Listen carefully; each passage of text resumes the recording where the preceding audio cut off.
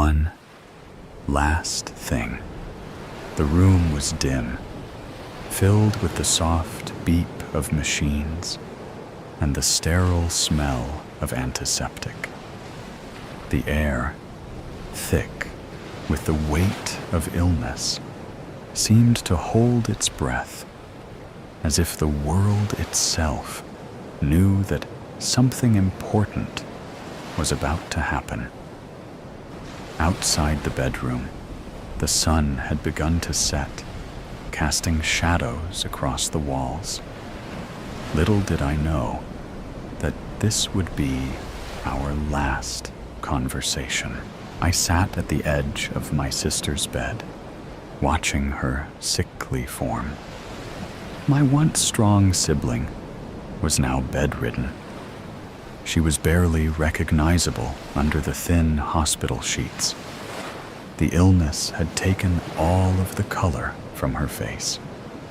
The pain had made her quiet. Her usual loud laughter was now replaced by a smile that barely reached her eyes.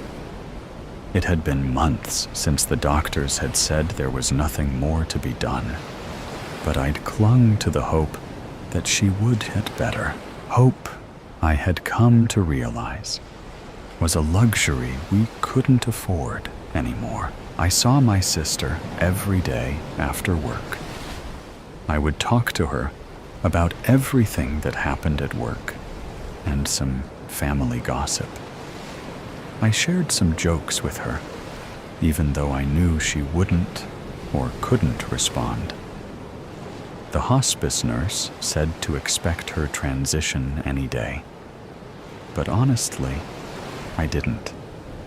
I just wanted my oldest sister back. But nothing surprised me more than what she said to me one afternoon. She turned her head towards me and opened her eyes. She grabbed my hand as she tried to get the words out. "Claire," she said, her voice cracking. "There's something that I need to get out before I die." I leaned closer, trying to ignore the pang of anxiety that tightened my chest. "What is it, Jean? You can tell me anything." She squeezed my hand, her grip surprisingly firm for someone so weak. Her eyes held a gleam of urgency that I hadn't seen in a long time. "I got to get this off my chest. It's bad, very bad. You will think that it's something terrible, something unforgivable." I stared at her, not sure how to respond. The words felt like a weight pressing down on my chest. I had always known my sister went through something dramatic when I was away at college. Our parents and grandparents never told me what it was because they wanted me to focus on school. Every time I came home on a break, her and my parents would have this unspoken conversation, and I would feel left out. By the time I graduated, it no longer bothered me. But now, she's deciding to tell this secret on her deathbed. "What do you mean?" I asked, my voice barely above a whisper. "What have you done?" She closed her eyes for a moment, as if gathering her thoughts, and when she opened them again, there was a deep sadness in her gaze. "It's about our stepfather. I never told you the truth about him, but I have to now. You deserve to know." My heart skipped a beat at the mention of my stepfather. He had been gone for years, disappeared when I was in junior high. I had never fully understood why he'd left or what had wholly happened. My mother had always been vague on the subject, speaking of him only in passing, and whenever I pressed for details, she would change the subject or tell me it wasn't important.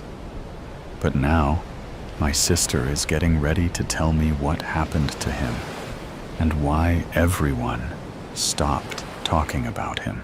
And it was big. I leaned in, my voice trembling as I asked, "What did you do?"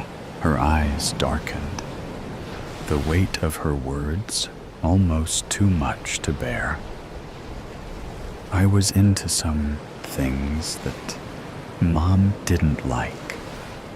One night, Iz got high with my boyfriend. We were at the park smoking in his car.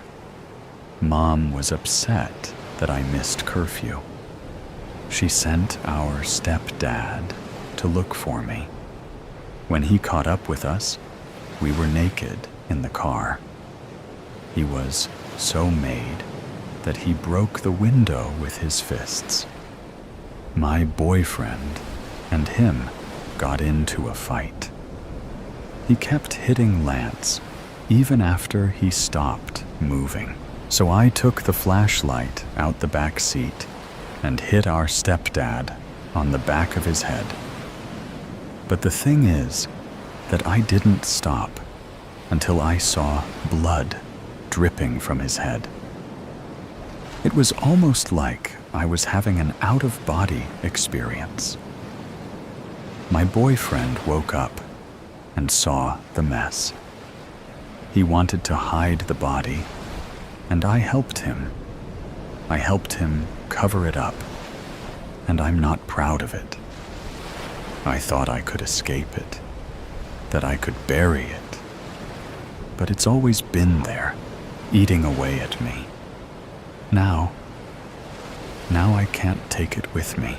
My stomach twisted into knots.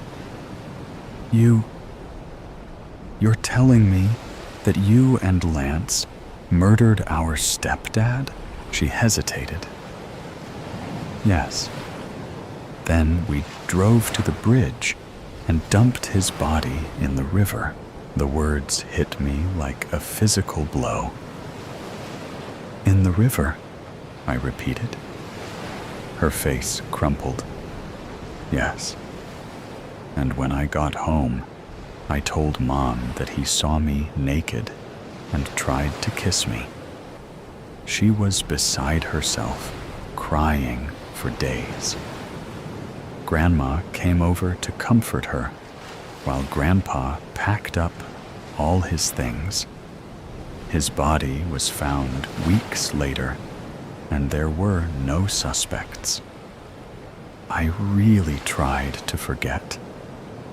I told myself it was just an accident. It wasn't my fault, and that I had no choice. But I did, Claire. I had a choice. I could have done things differently. I could have gone to the police. But I didn't. I sat back, feeling as if the floor had dropped out from under me. A cold numbness spread through my veins. For a moment, I couldn't breathe. The room seemed to spin. The stepfather I had spent my whole life wondering about was killed by my sister. But why are you telling me this now? I managed to ask, my voice hoarse with emotion. Why after all this time? You could have kept this secret forever. Her grip on my hand tightened. Because I can't take it with me. I don't deserve forgiveness. I don't want you to carry this burden. You need to know the truth so you can decide what to do with it. So you can make your own choices. I swallowed hard, my mind racing. The weight of her confession pressed down on me, My sister had kept this secret for decades, burying it deep inside her. And now, with her life nearing its end, she was leaving me with it. A secret too big, too dangerous to keep. A secret that could destroy everything I thought I knew about my family. The machines in the room beeped in time with her slow, labored breaths. I watched her, this woman who had once been my best friend, now reduced to a shell of the person she had been. And in that moment, I realized something. I wasn't just deciding whether to reveal a secret. I was deciding what kind of person I wanted to be. In the end, I didn't know if I would ever be able to reveal the truth to the world. But for now, the secret is staying with me. The wrath of La Vipera, Nera. How long has it been? Ale's mouth was dry, but sweat dampened his lips. 47 minutes, a voice replied. Closing his eyes, Ale drew in as much breath as his lungs would allow, then let it out in a deep sigh. 47 minutes. It felt like hours. There was no clock on the wall, no sunlight in the windows, no way for him to gauge how long he'd been captive. He would just have to keep asking. He sat in a steel chair, his hands tied behind his back. The room around him was pitch dark, and though impossible, it seemed to be growing even darker. It would still be light outside. He'd been taken just before he was to meet his wife for dinner. But to him, it felt like night. The thought of his wife sent a sharp jolt of worry down his spine. Would she do as expected and try to rescue him? He could hope not, but that hope would be irrational. She would come for him. She was the reason he'd been taken in the first place. The only ounce of hope that remained was the certainty he had that she would not make rash decisions. She would plan. She would prepare. She wouldn't let her emotions fog her judgment. At least, he was pretty sure she wouldn't. He tried to use his brain. He tried to gather as much information as he could, but the room seemed to muddle his senses. The air was thin, hot, and smelled of dust. An attic? No, the floor was cool, hard, concrete. It felt small enough that had they not been tied, he could reach out his arms and touch both walls. But whoever spoke to him certainly was further than that. Their voice didn't bounce off the concrete floor. It didn't reverberate off any walls, but he could tell which direction it came from. They weren't close enough that he could sense them near him, but the room felt far too small for them to be more than an arm's length away. He would have to rely on something else. What could he remember? He had just left the house. His head was down, and he was fiddling with his car keys. He didn't see them coming. He was suddenly flung forward, having been shoved from behind with the force of a linebacker. He braced to hit the ground, but had been caught by two more pairs of hands. One, calloused and rough, covered his mouth as another threw something around the top of his head. It was soft. A blanket? A sweatshirt? Something that could be tied. He had kicked wildly, tried to pry the hand from his face, tried to scratch, tried to bite, but it made no difference. His heart was pounding in his ears, but he heard a car approach. Fear forced his muscles to tighten to the point of pain. He tasted the coppery, metallic taste of blood, but it was from his own cheek, caught in the clenching of his jaw. The sound of a car door sliding broke through the fullness in his ears. A van. He felt his feet lift off the ground, a pain stabbing under his arms where he'd been held. He came down hard on the floor of the vehicle, his face feeling cold where the hand had lost its grip. A scream grew in his throat, but hardly made it out of his mouth before he was harshly grabbed again, the hand returning to his lips. The door slid closed, and he felt the vehicle lurch forward. His hands, sweaty and shaking, were pulled behind him and tied together. Someone spoke from the front of the van, firm and demanding. "Don't hurt him unless you have to. The less damage we do, the better." That should have been reassuring, but he knew he wasn't the target. His wife had made enemies. It was inevitable in her line of work, and he knew the danger. Years with no incidents had given him a false sense of security. He should have taken the time to prepared. A self-defense class or two might have done him some good, or learning to shoot a gun. It wasn't for his wife's lack of insistence.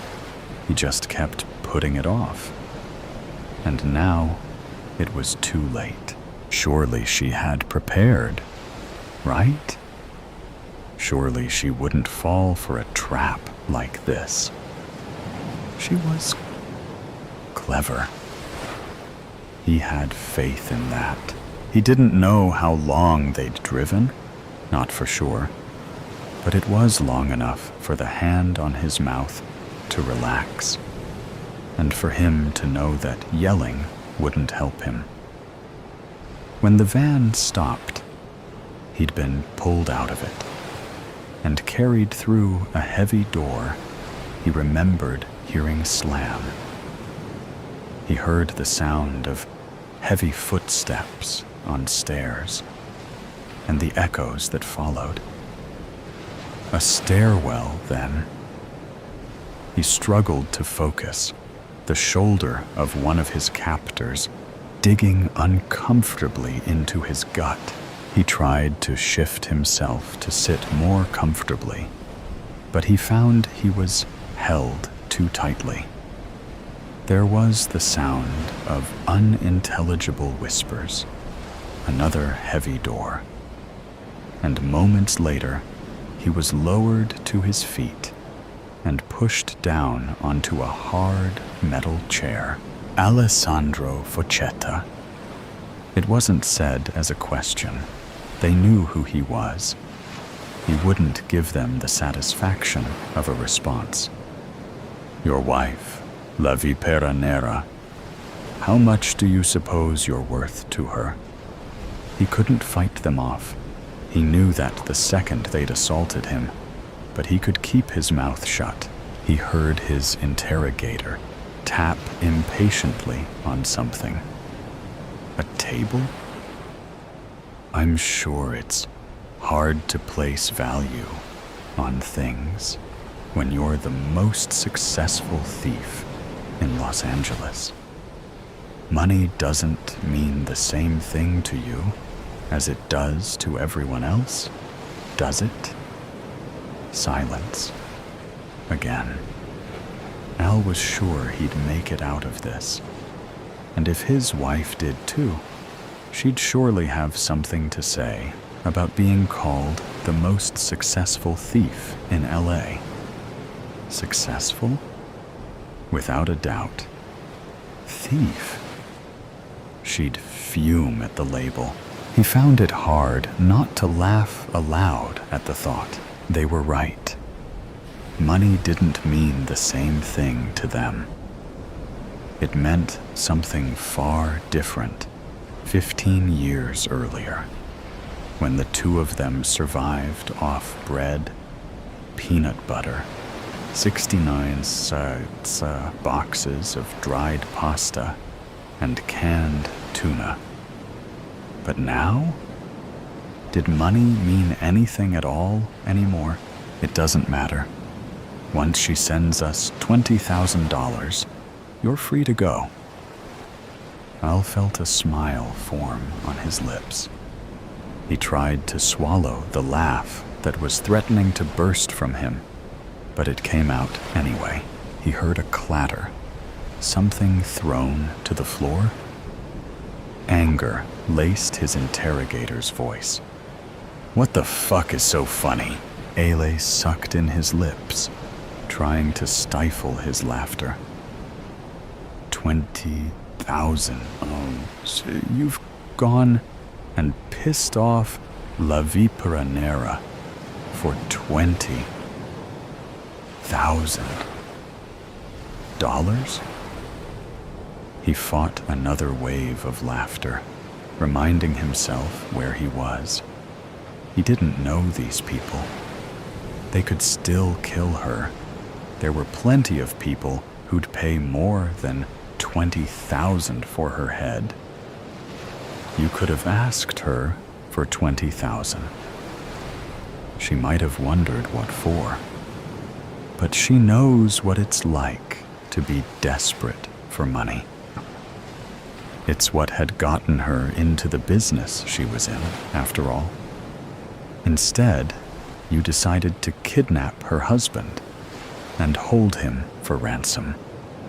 No, I don't think she'll give you the money, even if you really were just going to let me go. I think she's going to kill you. He felt a rush of cool air as the man stood. You better hope she makes this easy for all of us. And with that, he was gone. Ale leaned back, feeling the cool steel of the chair through his shirt. It felt nice. Wherever they had him, they hadn't bothered to turn on any air. He wondered what plan his wife would cook up, and let himself imagine it for a few minutes. The silence was broken by footsteps on the hard floor, and he felt someone lean over him. His breath quickened, but he forced it to slow. Their hand gripped the cloth at his head, and he felt a rush of cooler air against his forehead as it was removed. He opened his eyes, expecting to take in a view of the room, but it was complete darkness. He didn't hear the person retreat, but he no longer felt them next to him. How long has it been? He was suddenly aware of how dry his mouth was. Half hour, a voice answered. It wasn't his interrogator.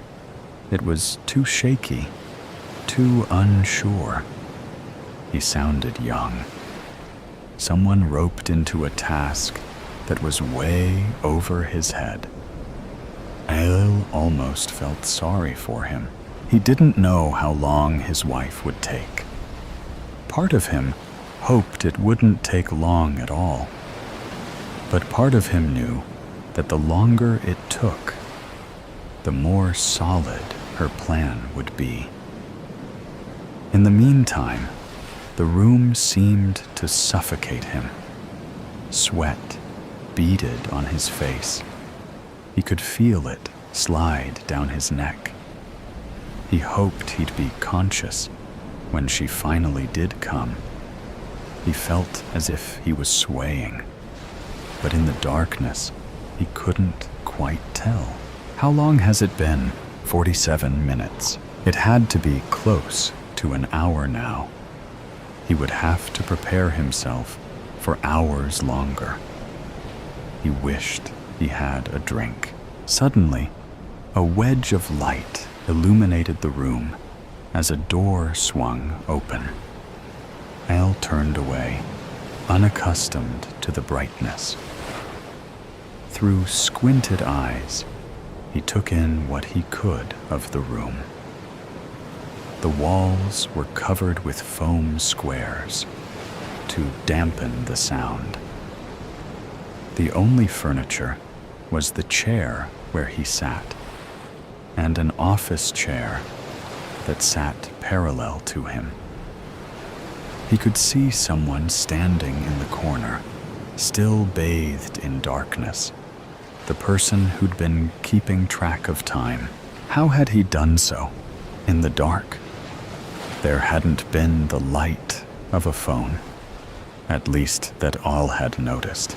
A frantic boy entered, his face pale and drenched in sweat. Cut his hands free. We need him. She's here. She's inside.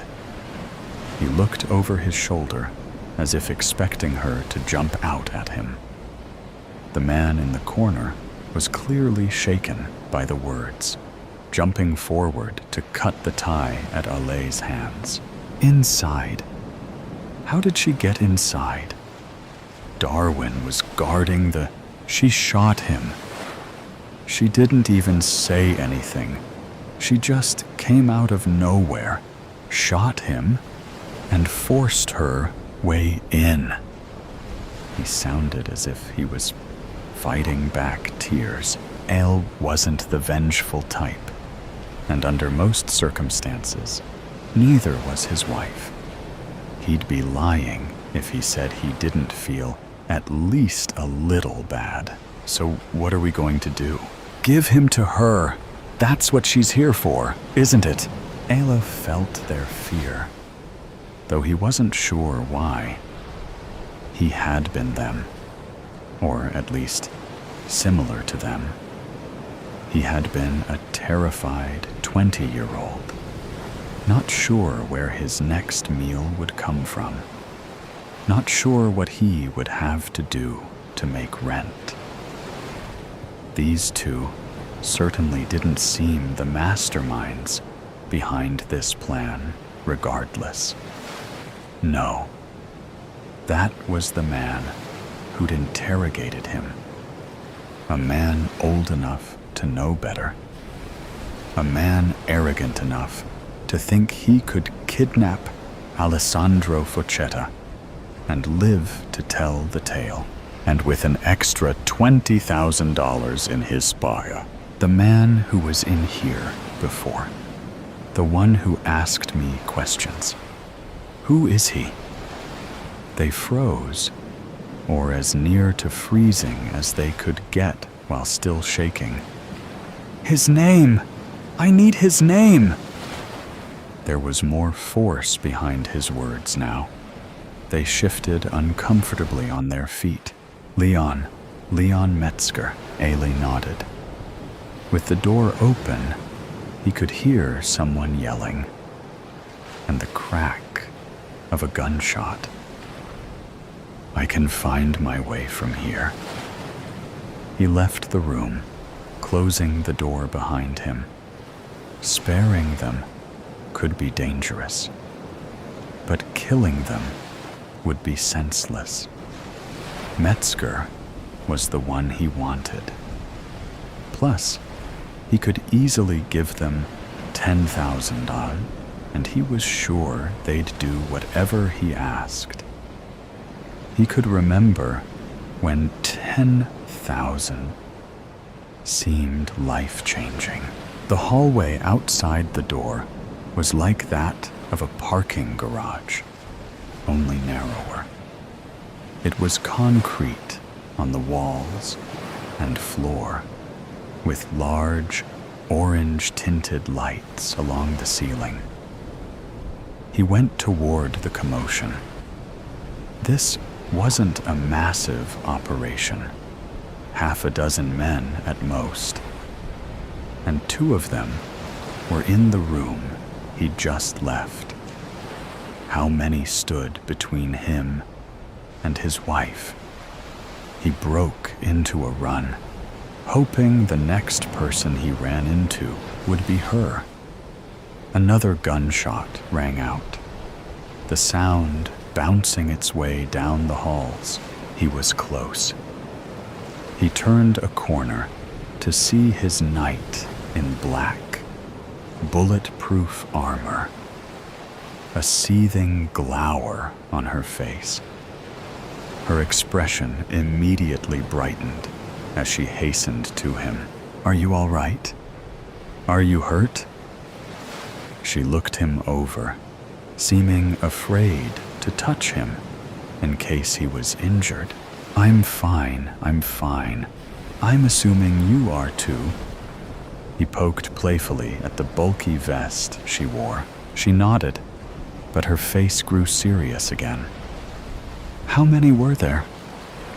She started down the hallway, 4 at most. He would tell her the truth when she didn't have a gun in her hand, and she wasn't searching for men to kill. Leon Metzger, he's the one in charge.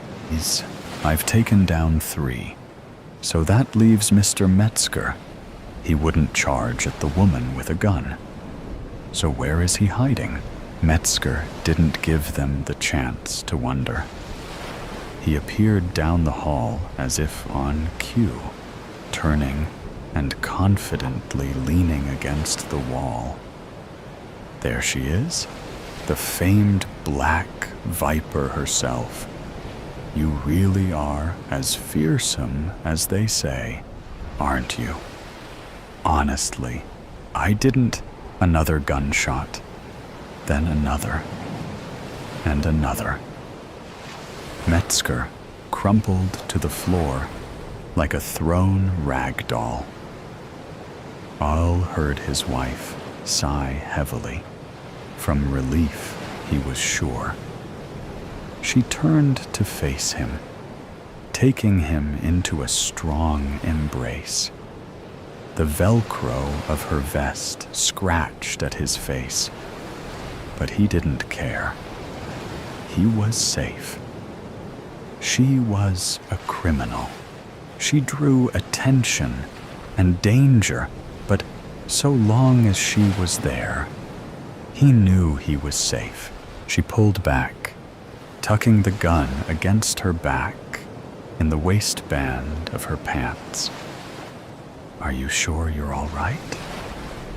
She moved her hands along his arms and chest, as if checking him over. "I'm okay, really." He held a hand to his stomach. "I'm kind of hungry, though. Starving, actually." She laughed, wrapping an arm around him and leading him towards the exit. She paid the lifeless bodies no mind as they walked past, and all did the same. "We still have enough time to get to our dinner reservations," she said cheerfully as he pulled open the door for her. "Actually, I'm really craving pasta. The dried pasta we used to get, with the jarred sauce from the dollar store." She gave him a questioning look, but only for a moment. "Yeah, Yeah, that sounds perfect. Burn the house. Down. Did you hear what happened to the old house on Birch Street? No? What? It burned down. Burned down? How? Nobody knows for sure.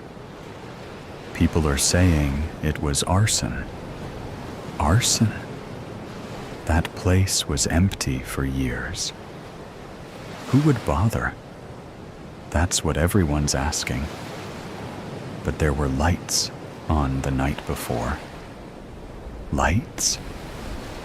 You're serious? As a heart attack. I saw it myself. You were there? Well, I was passing by, took a shortcut through the park, and you didn't think to tell anyone. I didn't think it mattered. Thought maybe the city finally sent someone to clear it out. The city? They don't even fix the street lights. Why would they bother with that house? You're probably right. But who else would be in there? Kids, maybe? You know, messing around. That's what I thought at first. But what? I saw someone. Someone? Yes, a man. Or at least, I think it was a man. You think? What does that mean? It was dark, okay? I couldn't see clearly. But there was someone moving around inside. Did they see you? No. At least, I don't think so. I kept my distance. What were they doing? It looked like they were carrying something. A bag, maybe. A bag? Like a duffel bag? Could have been.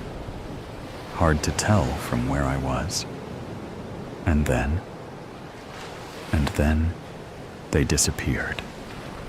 Into the back of the house. That's weird. You didn't hear anything? No. Everything was quiet. Too quiet. Did you notice anything else? There was a smell. A smell? Like gasoline. Gasoline? Are you kidding me? No, I swear. I didn't think much of it at the time. How could you not?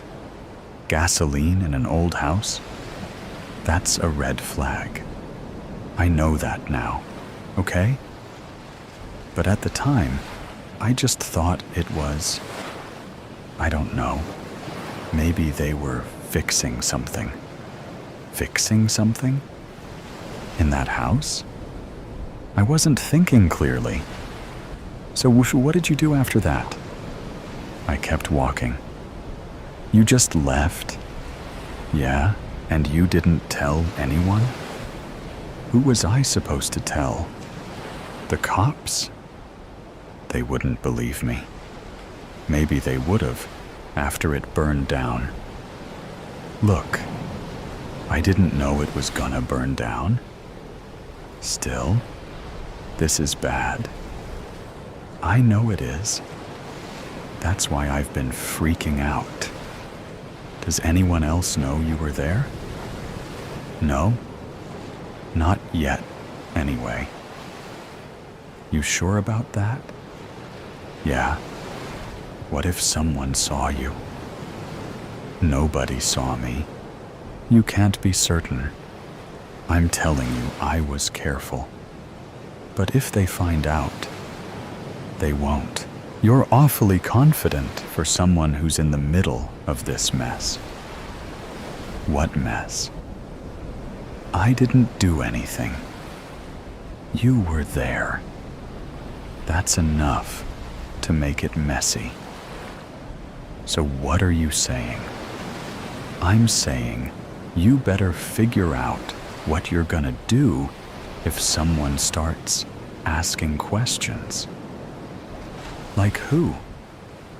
The cops, for starters. Why would they come to me? I don't know. Maybe they've got cameras or something. Cameras? At that old place? Or nearby? Someone could have seen you. You're just trying to scare me. No. I'm trying to make you think. I am thinking. And I think you're overreacting. Am I? Yeah. Nobody cares about me walking past some abandoned house. Maybe. But what if they find out about the gasoline?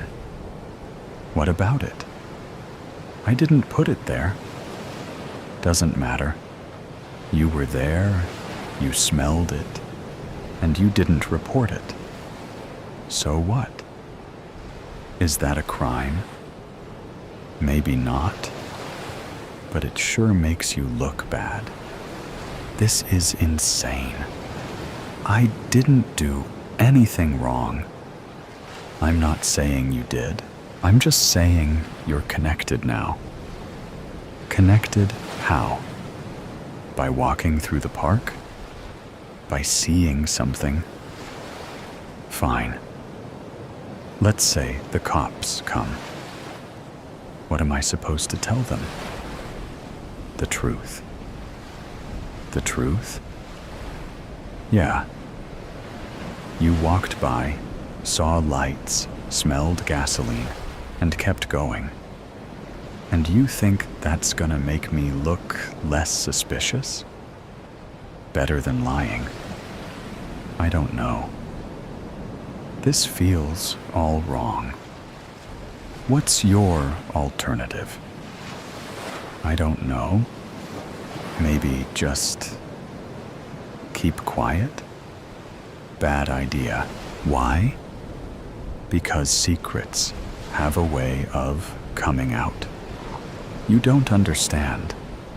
If I say something, they might think I was involved.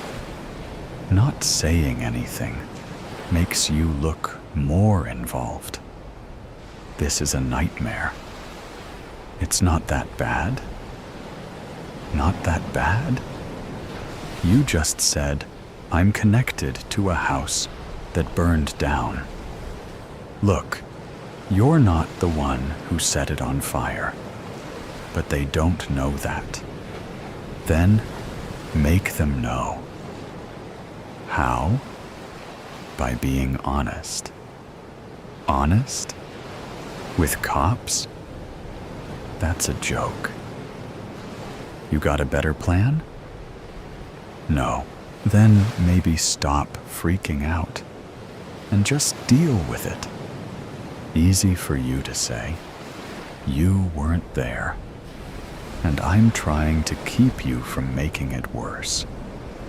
Fine. Let's say I tell them. Then what? Then you answer their questions and move on. Just like that? Yeah. You don't think they'll dig deeper? Into what? You didn't do anything. I don't know. What if there's more to this? Like what?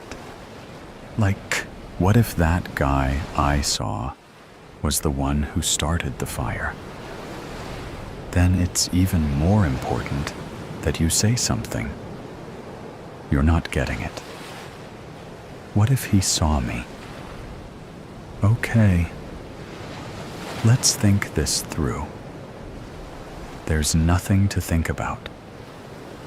If he saw me, I'm screwed. Not necessarily. How do you figure?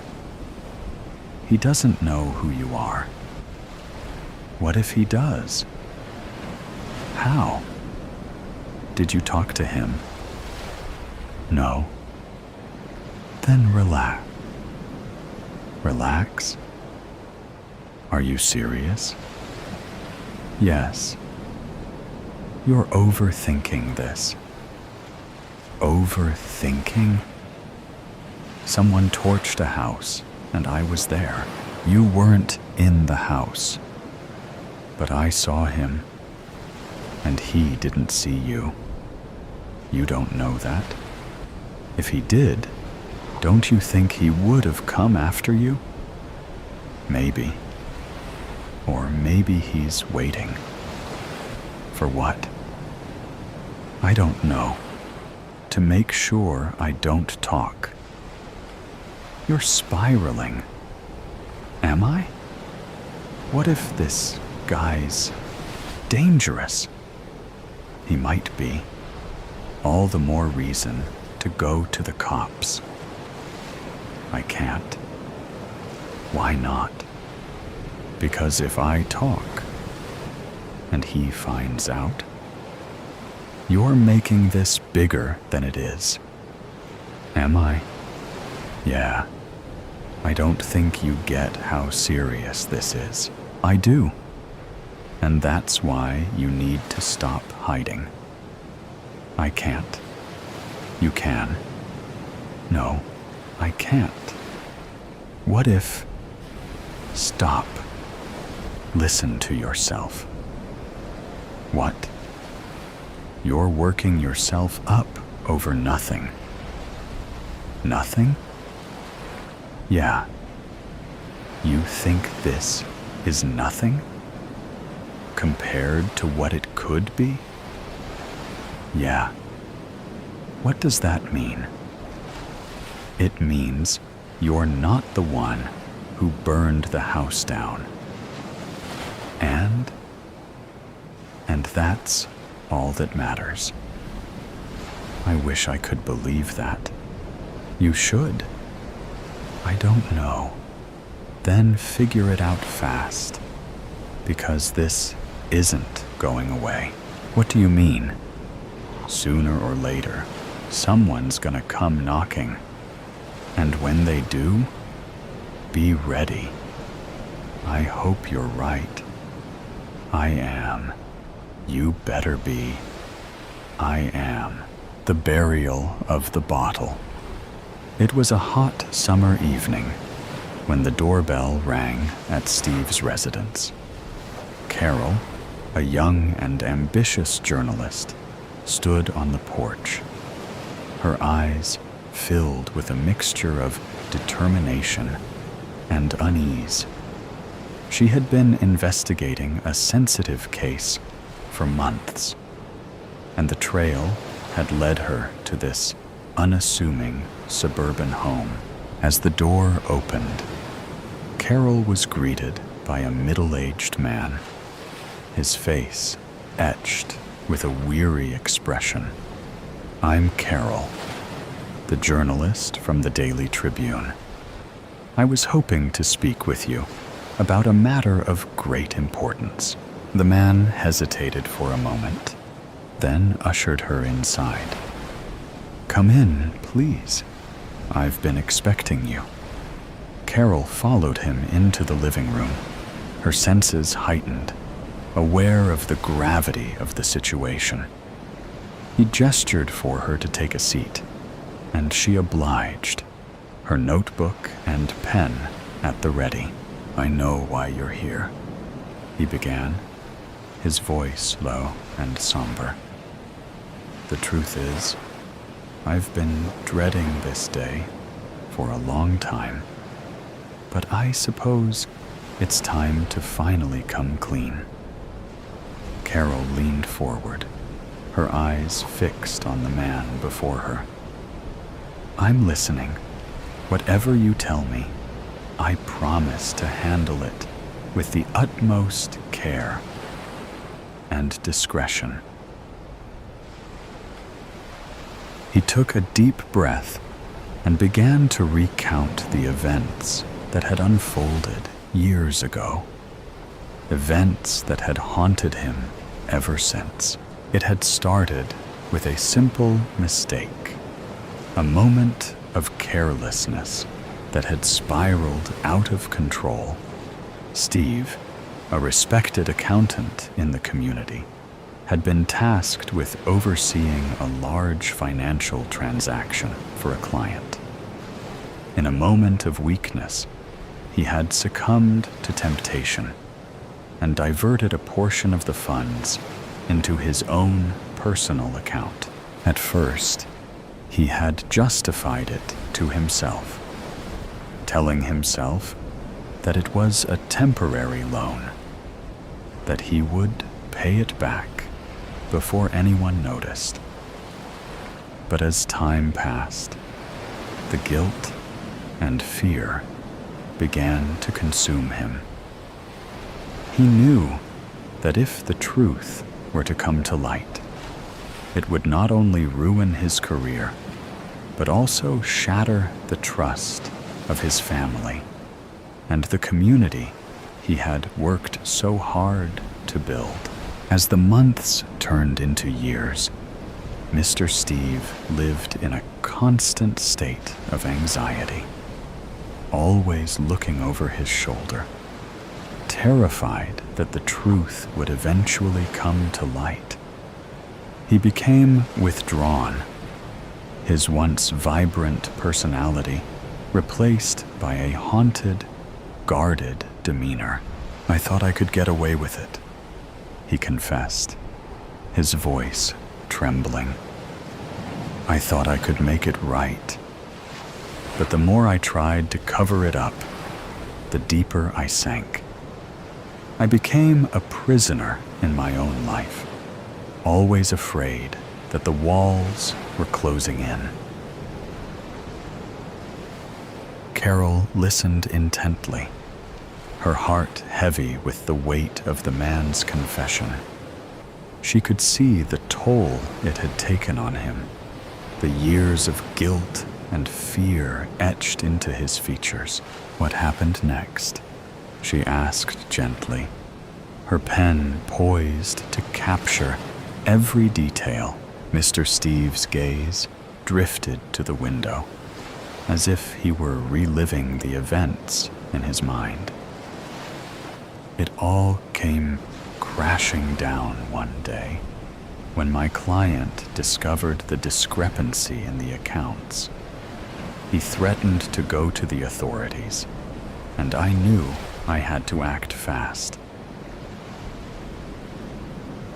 He paused, his hands trembling slightly. I made a decision that I will regret for the rest of my life.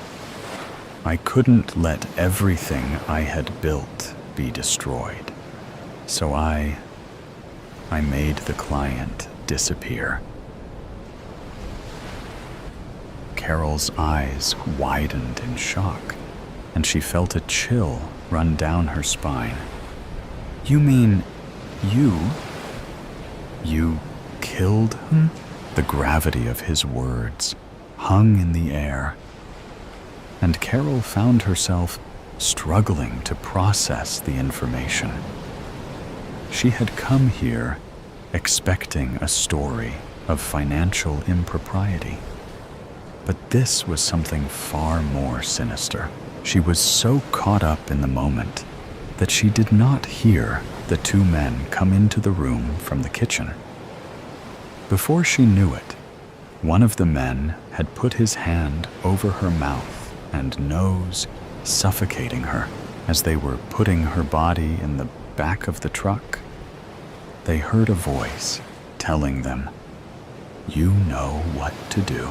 The sun beat down mercilessly on the dusty road as the two men in the battered pickup truck navigated the winding path through the vast expanse of the desert. The air was thick with the scent of gasoline and the faint hint of something more sinister. Albert gripped the steering wheel, his knuckles turning white as he focused intently on the road ahead. His partner, Bill, sat silently in the passenger seat, his gaze fixed on the horizon.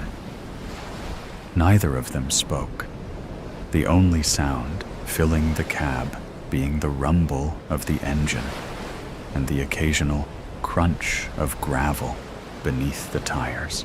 As they drove, the landscape around them transformed from the sparse, scrubby vegetation of the desert's edge to the vast, undulating dunes that stretched out as far as the eye could see.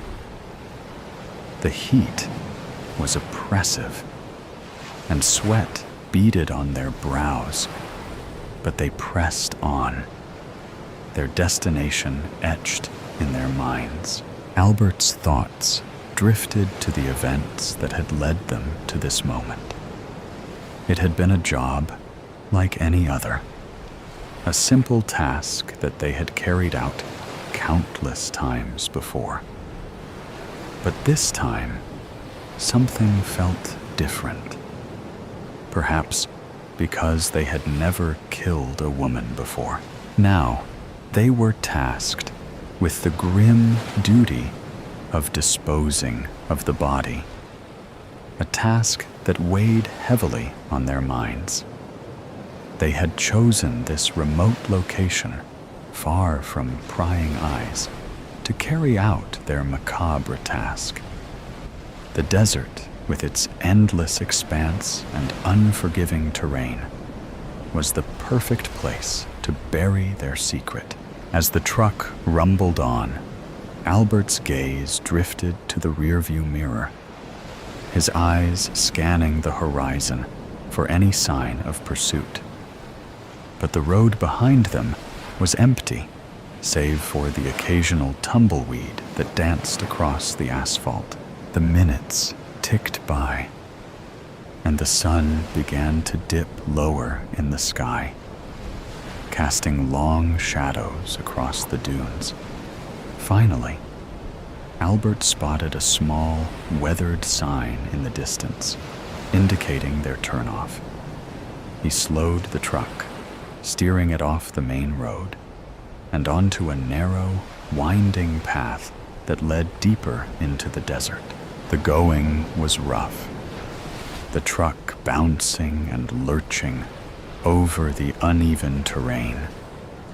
But Albert navigated it with the skill of a seasoned driver, his eyes fixed on the task at hand. Bill remained silent, his hands gripping the door handle as they navigated the treacherous path. After what felt like an eternity, the truck finally came to a stop in a small, secluded valley. The men stepped out, their muscles aching from the long drive.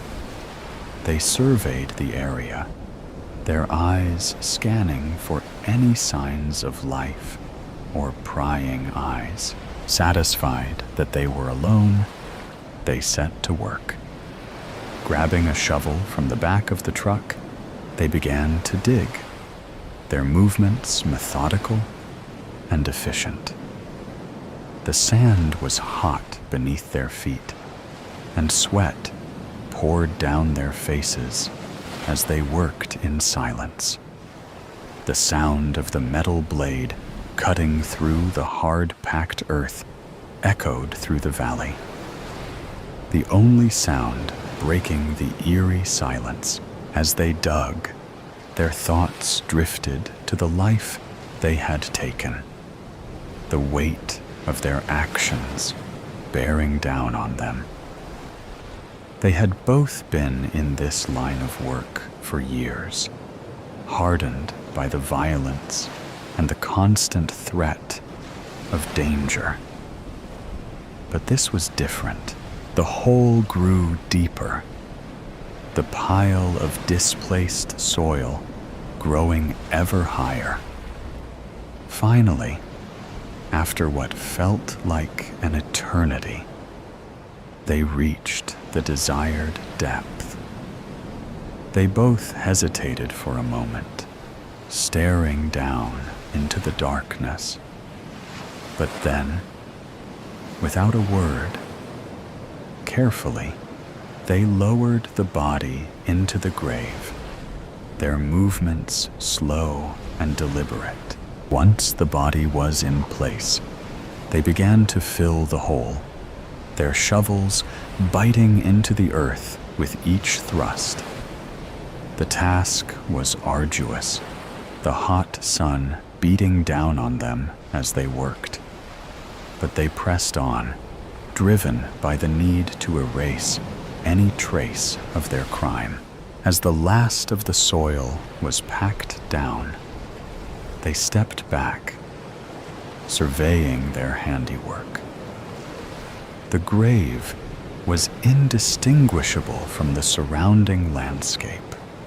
The only sign of their presence, the faint tracks left by the truck.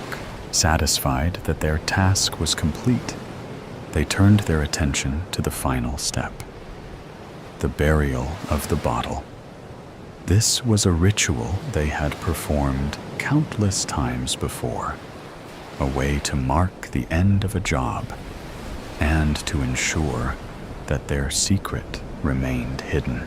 Carefully, they dug a small hole at the base of the grave, just large enough to accommodate the bottle. They placed it inside, the glass glinting in the fading light, and then covered it over, ensuring that no trace of their presence, nowhere to be found. She's gone missing?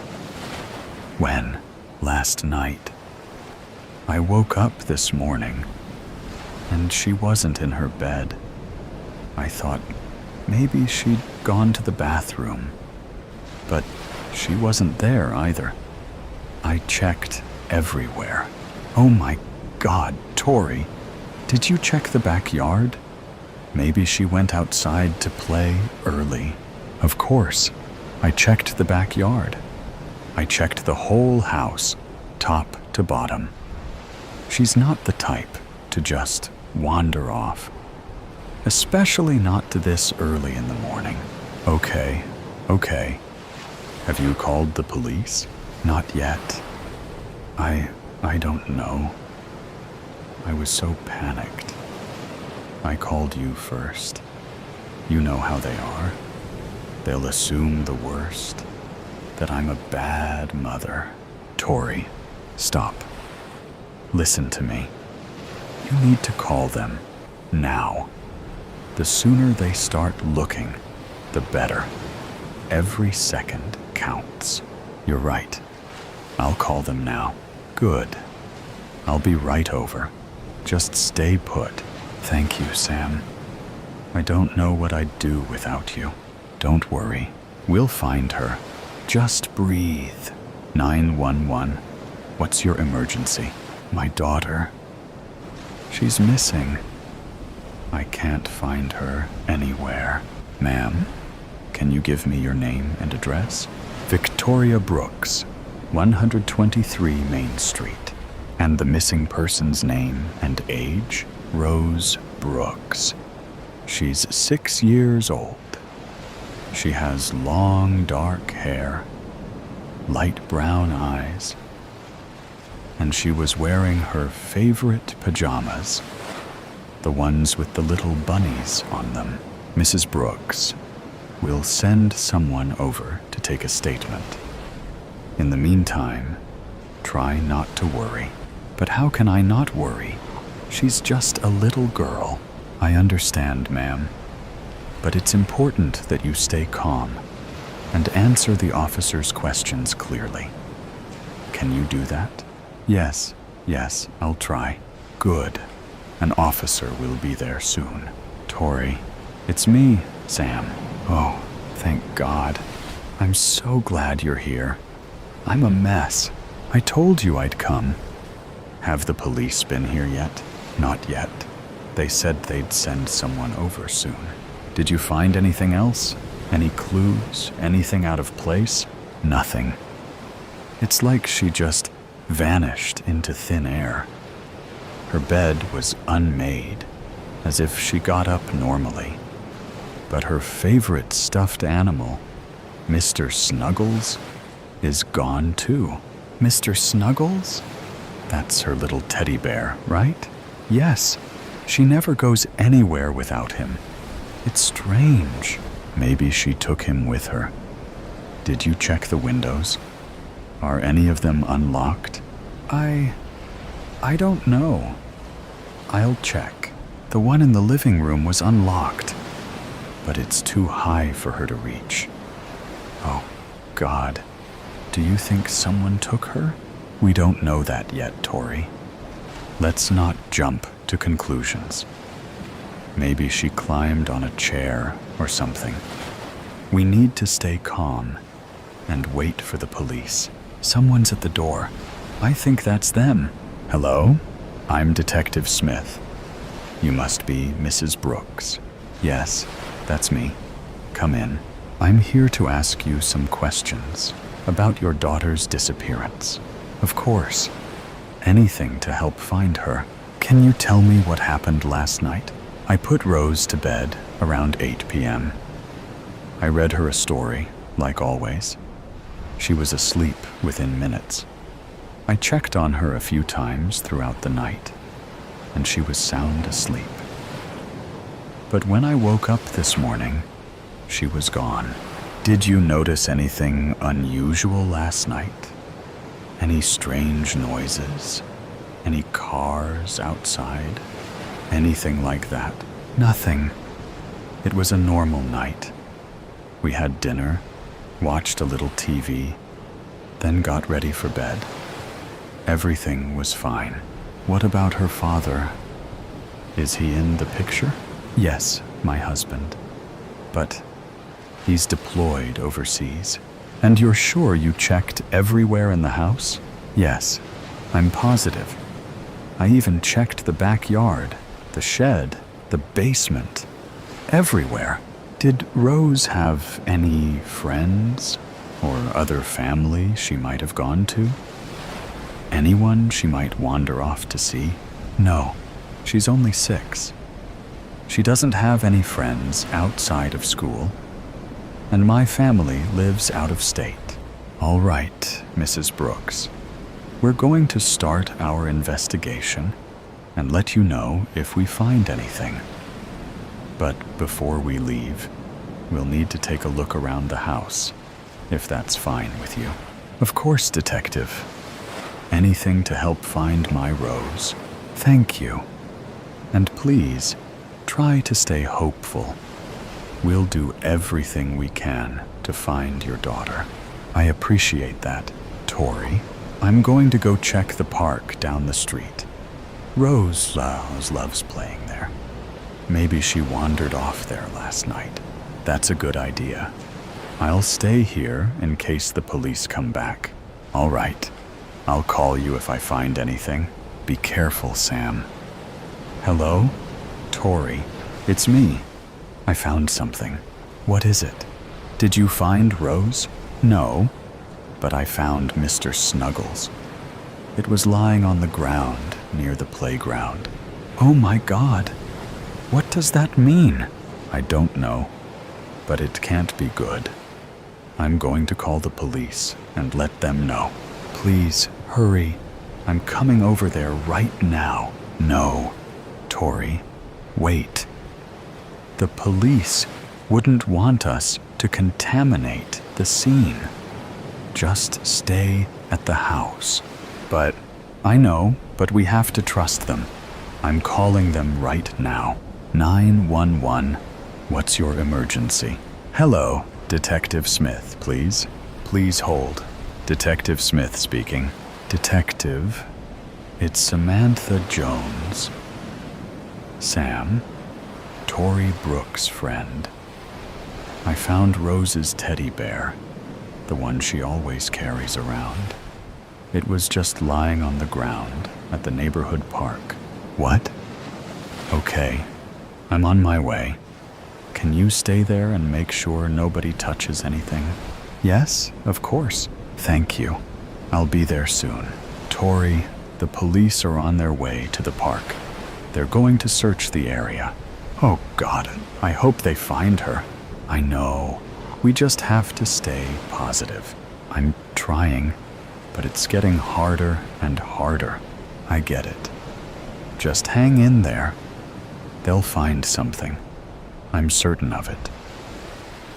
Detective Smith, we've searched the entire park, but there's no sign of the girl. Damn it! We need to widen our search. Check all the nearby houses and businesses. See if anyone saw anything.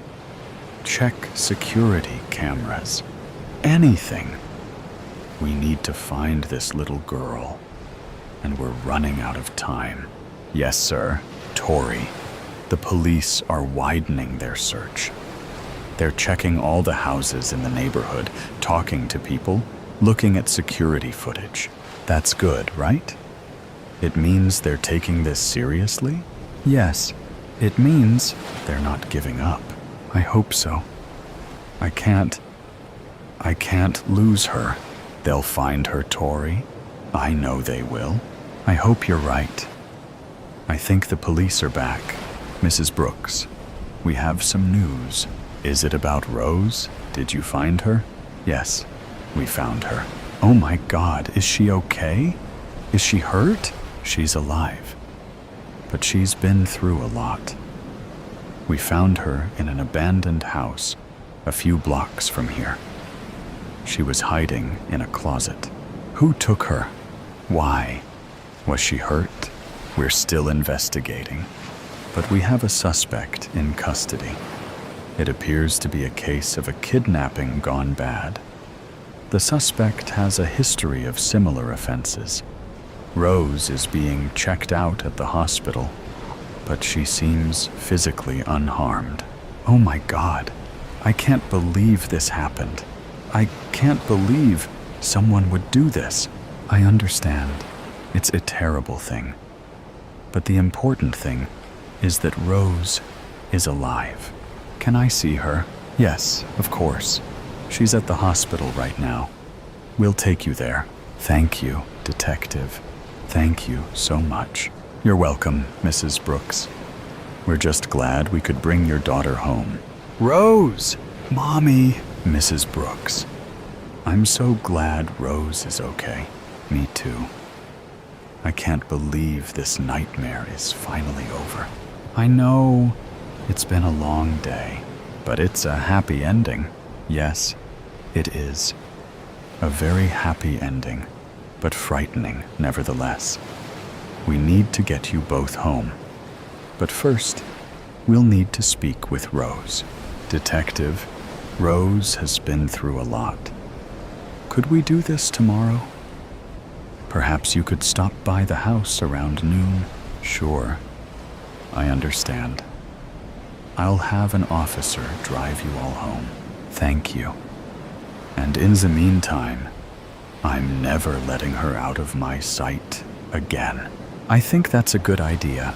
What lies behind her mirror? Detective Sarah Chen stared at the ornate Victorian mirror. Its silver surface reflecting nothing but shadows in the dim light of the abandoned mansion. 3 days, 3 women missing, and all connected to this house. The mirror seemed to mock her with its emptiness. Find anything? Detective Mike Rodriguez's voice echoed from the hallway. Just another dead end, Sarah replied. But something about the mirror kept drawing her attention.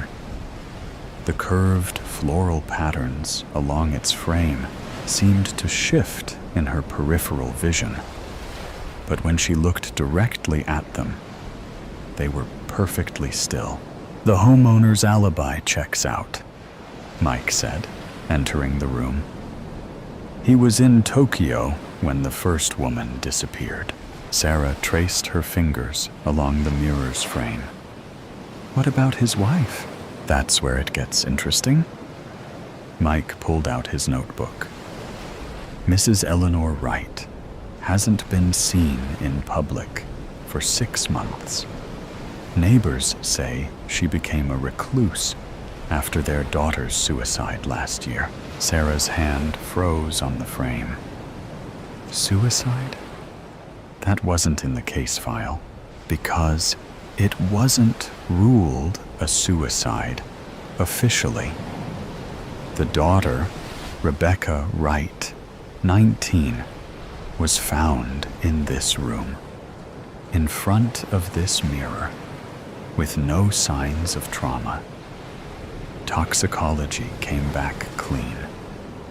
They called it natural causes, but 19-year-olds don't just die of natural causes, Sarah finished.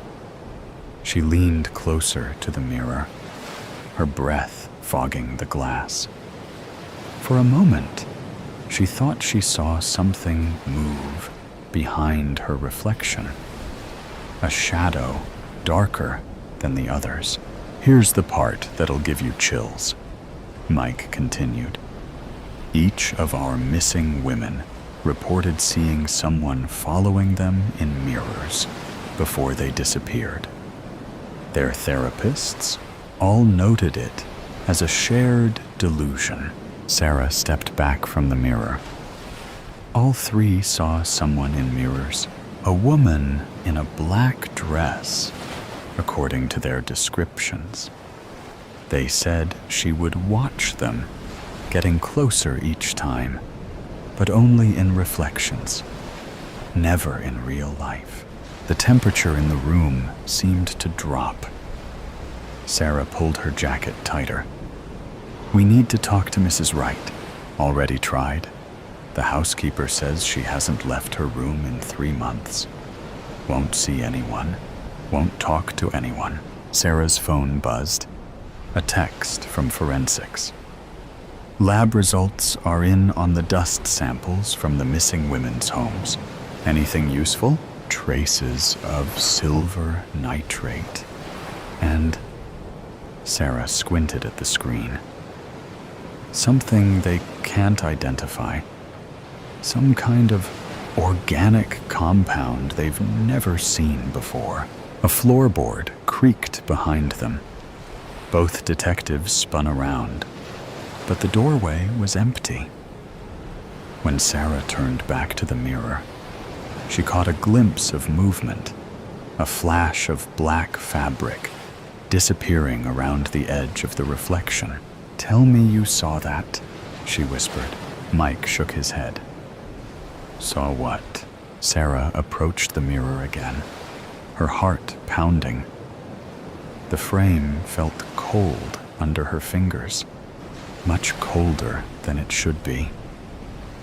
We need to get this mirror to the lab. Sarah, it's just a mirror. We need to focus on finding Mrs. Wright. And 3 women are missing, Mike. All saw someone in mirrors before they vanished.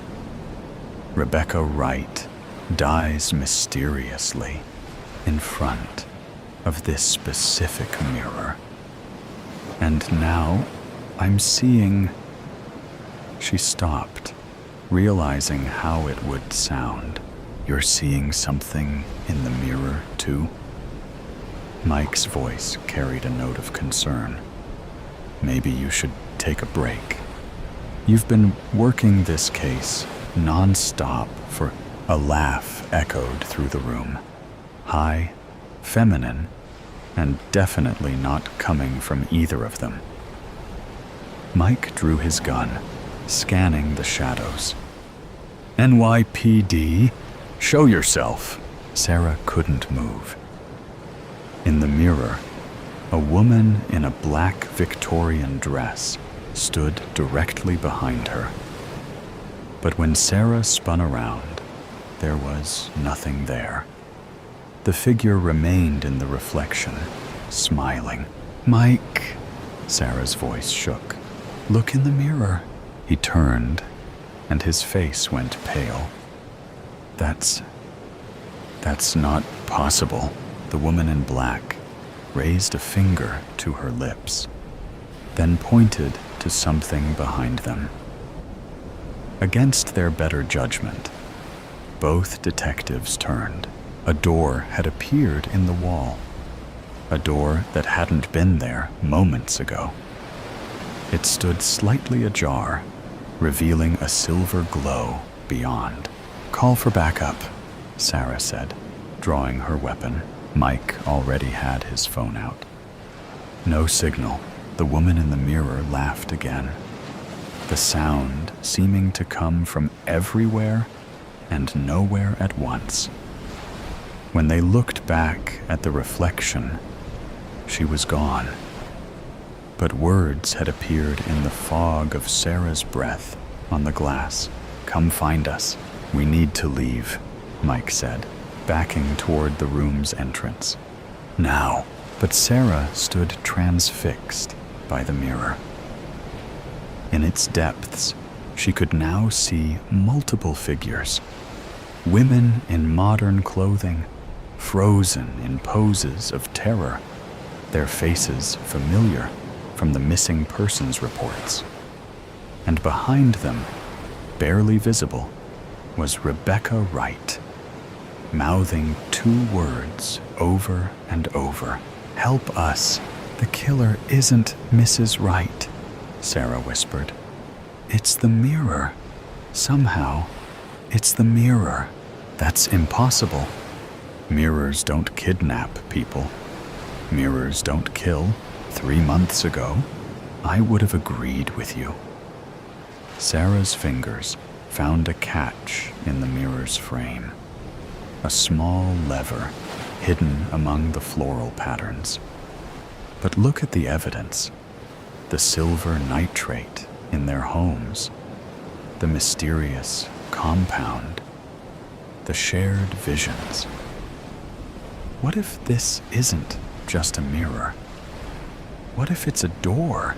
A door to where? Sarah pressed the lever. The mirror's surface rippled like water, and through it, they could hear distant screams.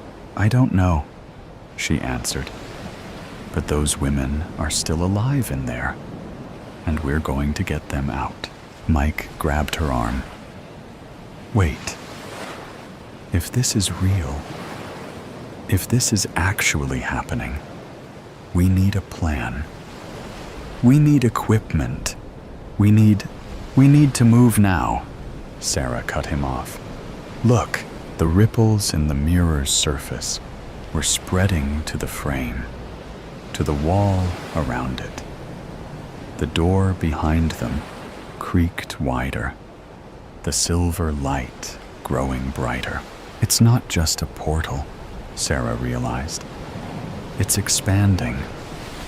If we don't stop it now, it'll take over the whole house, Mike finished. The whole city. Sarah checked her gun, knowing it might be useless against whatever waited on the other side. "I'm going in. Call for backup if you get a signal. If I'm not back in 30 minutes, I'm coming with you," Mike said firmly. Partners don't let partners enter interdimensional mirrors alone. Despite everything, Sarah smiled. "Ready?" Mike nodded. "Ready."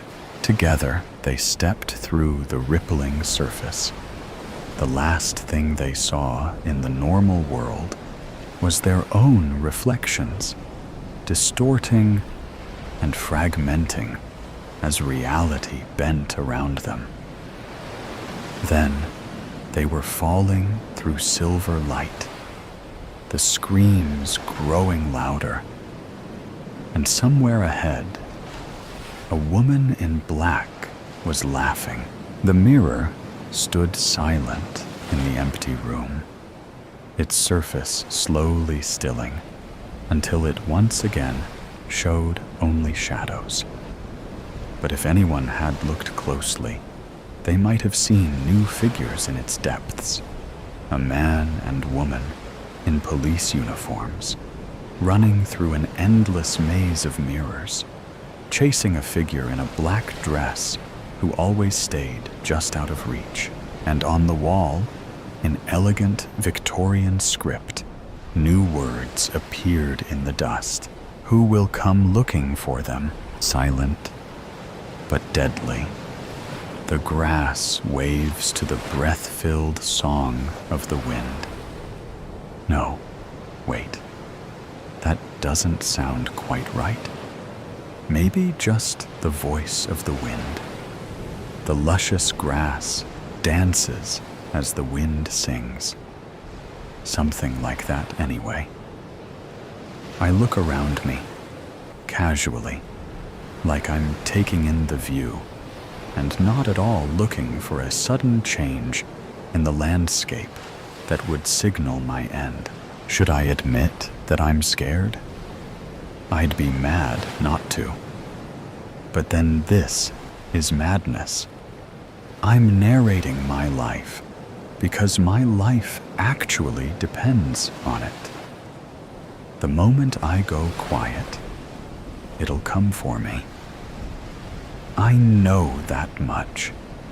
Sneaky bollocks, tricking people into being quiet when that's how it finds them. I still don't get that. What form of creature finds its prey via silence? I thought it might hate sound, but no one is quiet in their final moments. And it doesn't seem fazed by the screaming. I shouldn't talk about that. Difficult to filter, though. I can't stop the words coming out. The words are my shield. All I have to do is think of things to say as I walk these next few fields, and then I'll be in the next village, and I can find a radio or just something, anything, to make some noise for me. Then I can sleep. I am so tired. Wait a minute. What if I yawn? Does a yawn count? Or will I be interrupting the flow of sound that protects me? I can't fall or hit a limb against anything, nor can I snag myself on an errant nail. Errant. Where did that come from? I've noticed that my language is getting more flowery. That's good. I don't have to find quite so many words. They're flowing out from me, as though the tap in my mind has been turned a little more. I never knew I had a tap in my mind. This'll do. I can manage this.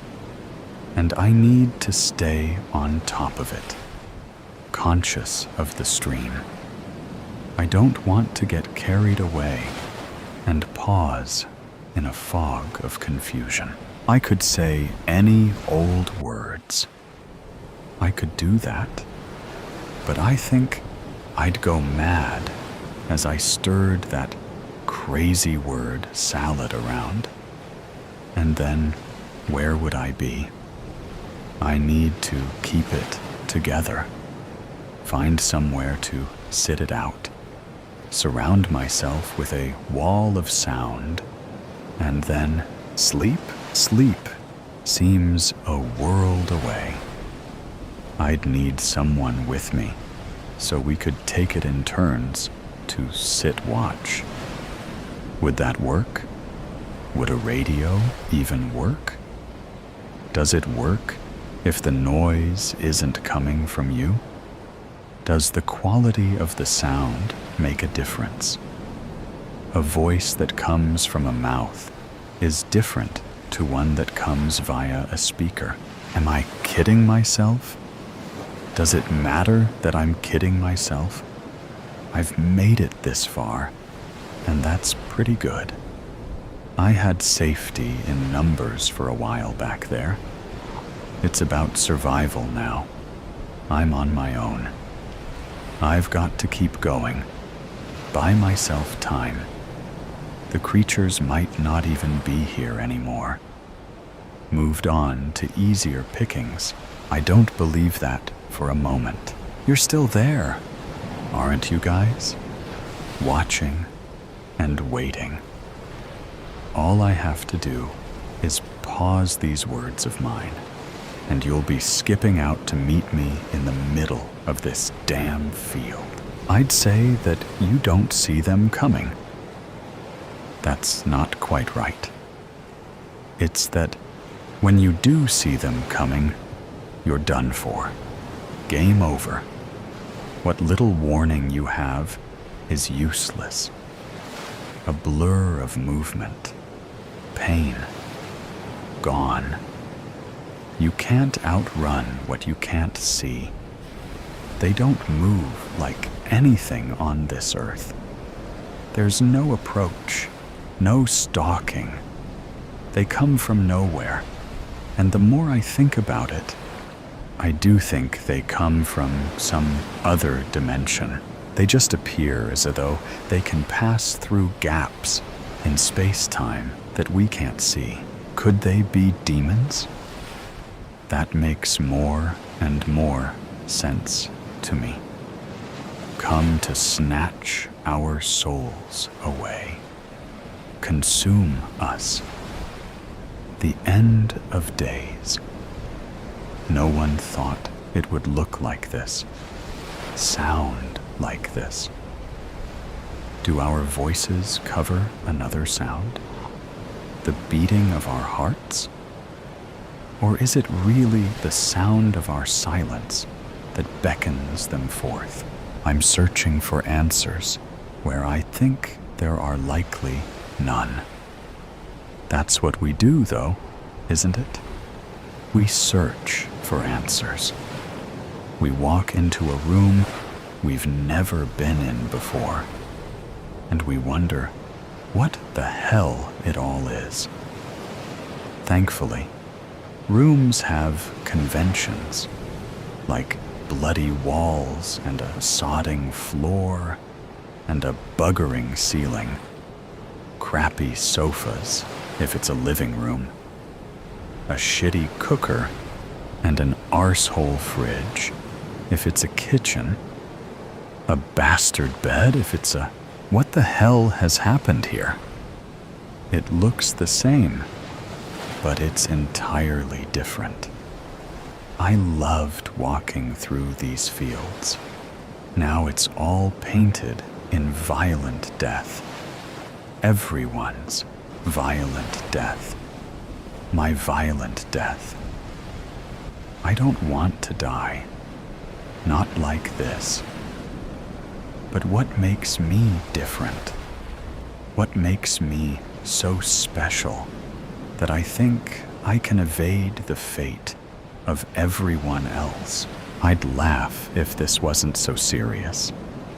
I don't think I'll ever laugh again. At least it's quick. It seems quick, anyway. Oh, what if they drag you through those invisible gaps? What if the pain goes on beyond what I have seen? Why do my thoughts go there? Think happy thoughts.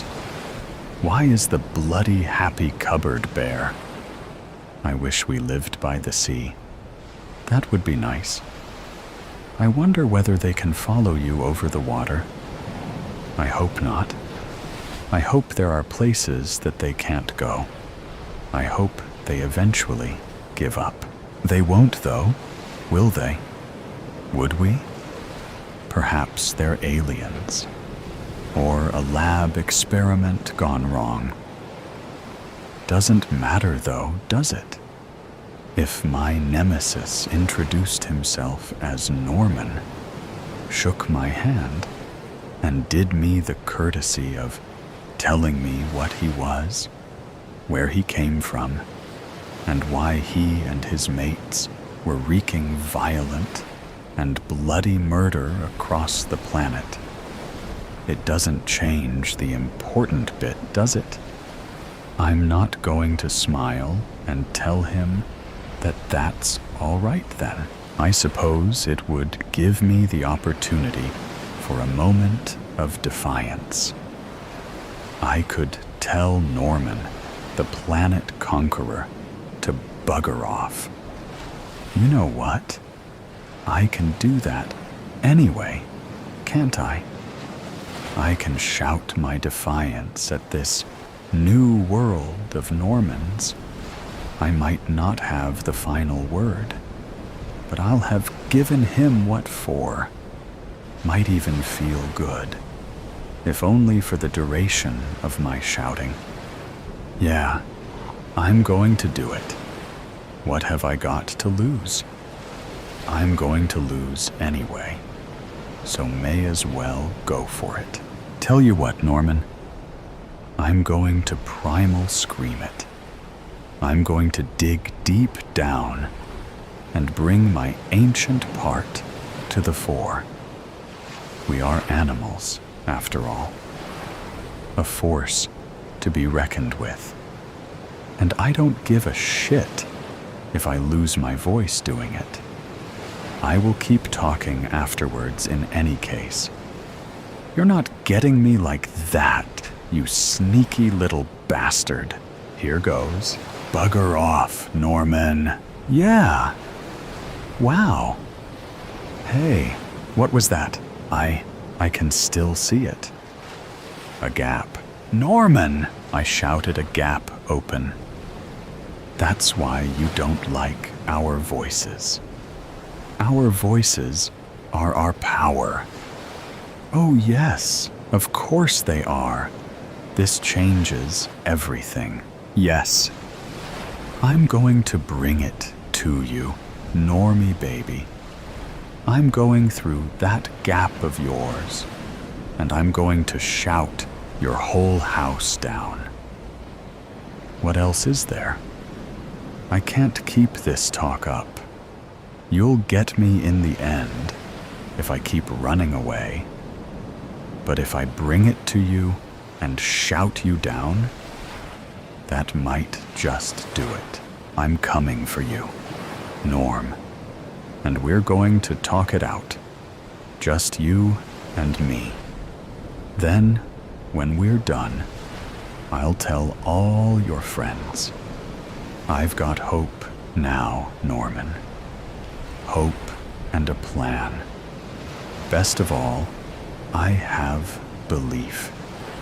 That makes me dangerous. We're not sheep. We were never sheep. We're not even wolves.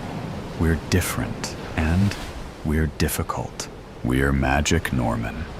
And my words are a spell you are not going to break. Coming, whether you're ready or not. A tale to tell. Is anyone sitting here? Harriet looked up at the older woman standing at the other end of the bench. No, not that I can see, she responded, thinking to herself, does it look like anyone sitting there? Her day had been hectic, and she desperately wanted to get home. The woman sat down, fussing her fur coat around her and shifting her ample bosom into place. I hear the train to Fauchester is delayed. How bothersome. Yes, it is. I'm not sure what's happening. Harriet glanced at the woman and then resumed her gaze on the departure board as destinations and times flicked updates, all except for the Fauchester line, which still said, departing at 14:10. It was now 3:20. I don't know what's happened to our railways. The older woman lifted her chin and adjusted her green cloche hat. It never used to be like this. At least someone would let you know what was going on. I just wish it would hurry up. Harriet glanced at her watch, as if doing so might cause something to happen. It really has disrupted my day. I should have been at a very important appointment in Fauchester, With my accountant, you understand. These things are very important. It doesn't do to keep people waiting like this. Really, it doesn't. Harriet glanced at the woman. She was much older than her, in her mid-60s at least. And to Harriet, the talk of accountants, her fur coat, patent leather clasp handbag, and matching shoes left her feeling rather insignificant. I just need to get home. There's so much I need to do. And I've left Freddie with... She paused. Suddenly, her circumstances seemed so trivial in comparison with the rather affluent-looking women she was sharing the bench with. Freddie? You've left him. What have you left him with? If you don't mind me inquiring, of course. We seem to be stuck here, so we might as well have a chat to while away the time. Well, you see, Freddie, he works for me at the office. Oh, I see. And you've had to leave him in charge, have you? What sort of office, if you don't mind me asking? The insurance brokers. You might know it. Harland and Tapsfield on Fountain Street. That much was true. Harriet worked as a part-time typist for the company, juggling her hours there with managing the small terraced house, her young son, and Freddie, her husband, who worked night shifts at the steel works. Oh yes, I think I do. Just near the provincial bank? Yes, I know the place. That's right. I'm a manager there. Harriet craned her head to look down the platform, hoping a guard or someone might be able to tell her when the train would be coming. But apart from other waiting people and the odd pigeon, there was no one who could cast any light on the situation. I really wish they'd let us know what's going on, she sighed. Insurance. I never could stand our insurance man. Silly little man with a pork pie hat and a mustache that always had bits of his lunch stuck in it. My husband dealt with all that, of course. Wilfred, bless his soul. You do seem very young to be in charge at an insurance broker's. Oh, well, you know, I might only be 25, but I'm very good at what I do. I certainly wouldn't have my people going around with lunch stuck in their mustaches. Harriet gave a small smile. I'm Harriet, by the way. Harriet West. Well, I'm pleased to meet you, Harriet West. I'm Dora Barton. You might have heard of me, or perhaps not. You may be of use to me someday if I'm needing to set up any insurance. Not that I should need to mind. My accountant sorts out that kind of thing for me. That must be nice, having someone to look after your affairs like that. It can be quite tiring, my dear, making sure they're doing the right thing. But I expect you know what that's like. Running an insurance, brokers must be dreadfully hard work, especially for a woman. And so young, too. Dora Barton looked Harriet up and down with a steely eye, taking in her slightly scuffed court shoes and raincoat that had seen better days. Her gaze left Harriet feeling rather uncomfortable, and she shuffled in her seat, reaching into her handbag. Actually, I really must make a phone call. Make sure that Freddie, At the office. You know, I just need to speak to him. There's a telephone booth just at the end of the platform. I'll just go and see if I can reach him. Yes? Of course, dear. I can see you must be quite anxious. I'll make sure no one takes your seat while you're gone. And Dora spread herself a little more across the seat and placed her handbag at her side. Harriet strode quickly down the platform and into the small telephone booth where she dialed the number for home. Come on, Freddie, pick up. I've only got a couple of coins, she muttered. A clunk was heard at the end of the line, and Harriet quickly pushed her coins into the well-worn slot. Freddie, is that you? Well, of course it is. Who do you think it would be? Harry? What's up? Shouldn't you be back home by now? You know I like a couple of pints before my shift starts.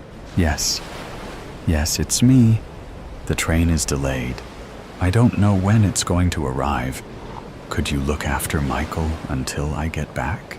Well, I don't know, love. I thought you'd be back by now. Those trousers of mine still need mending, you know. Oh, well, Mrs. Bentley next door will have him, I'm sure, if you really have to go. I'll sort out your trousers when I get back. You know I will. You should be back by now, Harry. This isn't like you. I know. It's the train. Oh, Freddie, please just beep, beep, beep. The pips went at the end of the line, and Harriet placed the receiver back in its cradle with a heavy thunk. Hoping desperately that Mrs. Bentley would be home, she trailed back to the bench where she could see Dora Barton talking to a man in a guard's uniform. So I said back then that the service wasn't acceptable, but it doesn't seem they've taken any notice. I'm sorry, madam. Like I said, there's a fallen tree across the line, and it's taking the fellas a while to shift it. A big one it is. Great big oak tree. Must have been the storms we had last week that weakened it or something. Came all the way down the banking, it did. The guard paused and looked at Harriet. Hello, miss. I was just telling your companion here about the tree that's blocking the Fochester line. A tree? Oh no. How long is it going to take to clear? They don't know, interrupted Dora. They don't seem to be able to get their act together. I don't think I'm going to be able to keep my appointment now.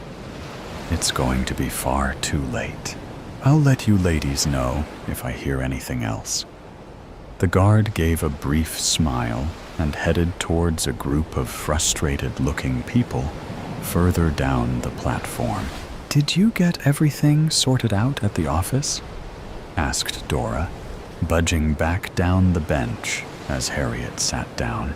The office? Oh, yes, that. Yes. Freddie is fine.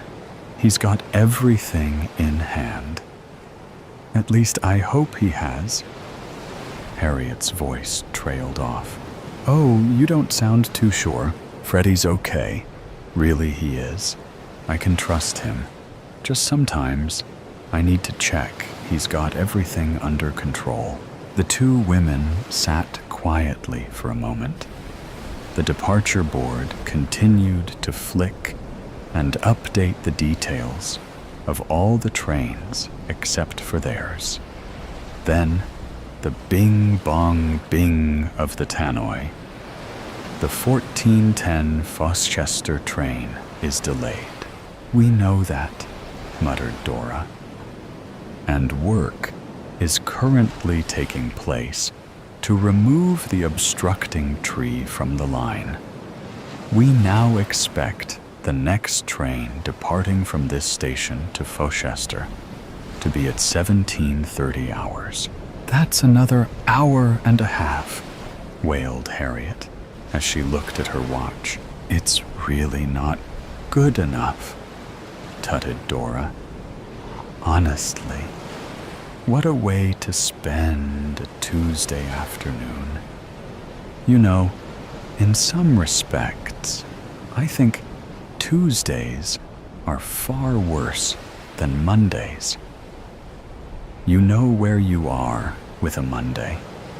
You've got the whole week ahead of you, and you just get on with it. But Tuesday, it's as though you've managed to get Monday out of the way. But Friday still seems such a long way away. I suppose you won't make your accountant's appointment now? Harriet looked at the older woman, who was taking a lipstick from her bag and reapplying the red hue to her mouth. You're right. There's no sense in me waiting for a train now. How about I buy you a cup of tea in the cafe over there, as a thank you for keeping me company, and then I'll be on my way. Well, if you're sure, that would be nice. Better than sitting here for another hour. It's getting a bit chilly too, don't you think?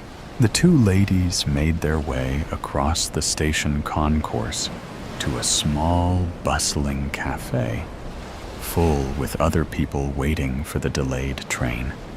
There's a table in the corner there, said Harriet. I'll grab it if you can get the tea. Yes? That's fine, dear. I'll do that. Harriet settled herself at the corner table, noting the various people who were filling the small cafe. Businessmen, people with shopping bags, women with small children, fractious at the delay. She thought of Michael and prayed that Freddie would find Mrs. Bentley at home.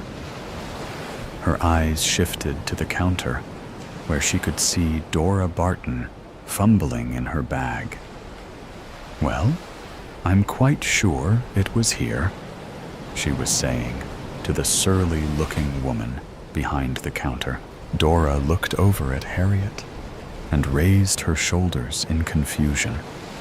Not wanting to make a scene, Harriet shuffled her way between the busy tables towards Dora. This lady here's got no money to pay for the tea, said the woman behind the counter, not seeming to care who could hear. And a few heads turned to see what the commotion was all about. I do have money, I do, protested Dora. But it's not here, she continued, looking in her bag, which, from where Harriet stood, appeared to contain only handkerchiefs and lipsticks. Maybe you do, said the woman behind the counter. But these teas won't pay for themselves. She looked at Harriet.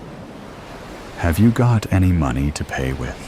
Well, I think so. Harriet knew she only had a £1 note in her purse that she needed for the week's groceries. Dora and the woman behind the counter both looked at her, and with a small sigh, Harriet took the note from her purse and handed it to the woman. That'll be 1 4 shillings, said the woman, as she took change from the till and handed it to Harriet. Enjoy your tea. Back at the table, Dora lowered her voice. My purse must have been stolen. I had it earlier. I'm so very embarrassed. Goodness knows what that woman must have thought. I'm sure it will turn up, said Harriet, anxiously glancing out of the window to see if anything was happening that might indicate a train would be here soon. Perhaps you left it at home. Home? Well, perhaps I did that. but I must thank you for paying, though I'm sure, with your job, you won't mind spending a few pennies on a cup of tea. It's so terribly humiliating to be found with no money. What must you think of me?"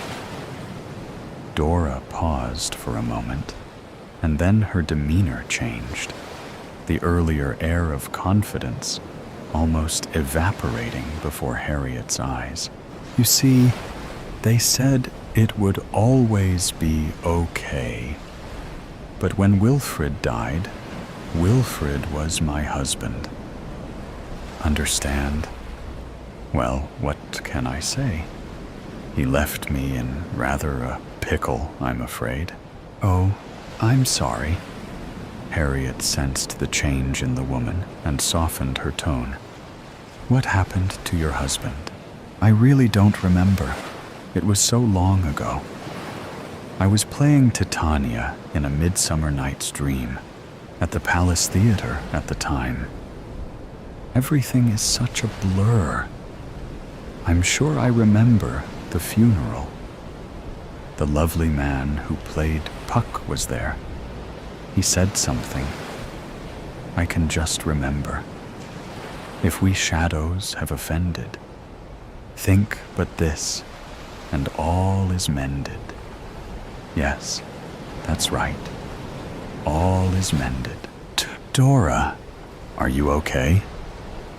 Harriet reached across the table and tentatively touched the older lady's arm. Immediately, Dora pulled her arm back in haste, as though something had bitten her. "Don't touch me. No, don't do that." Harriet retracted her hand quickly, reaching for her teacup to steady herself. She looked at Dora over its rim.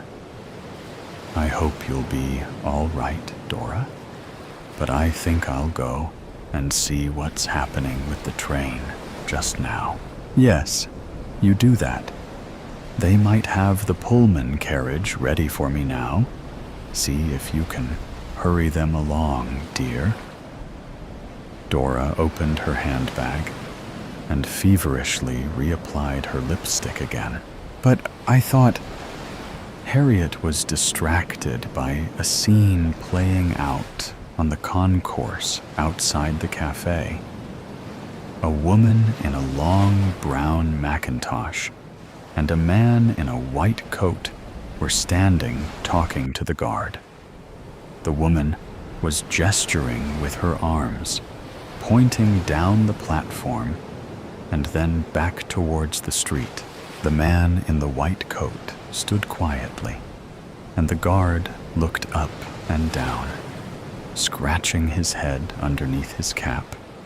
His eyes traced across the station, and then did a double take and stopped at the cafe. He looked at Harriet, who was just getting out of her seat, and pointed in her direction. The woman ran across the station, the man in the white coat following her as she burst into the cafe. "Mother!" she called across the small table-filled room. The voices in the cafe fell to a hush, and everyone looked at the woman, and then in Harriet and Dora's direction. "Don't let them take me." Dora grabbed Harriet's arm. "Please." The woman pushed her way between the tables, and now stood trembling as she looked down at Dora, who had her hands over her head and was trying to push herself as far as possible into the corner. "Mother, please, we've been worried sick. Where have you been? Leave me alone. This lady here is looking after me. See, she bought me tea, and she runs an insurance broker's, so she is quite capable. I don't need you, or your doctor friend over there." The woman in the brown mackintosh looked at Harriet, eyebrows raised and questions etched across her face. The train was delayed, and your mother sat next to me.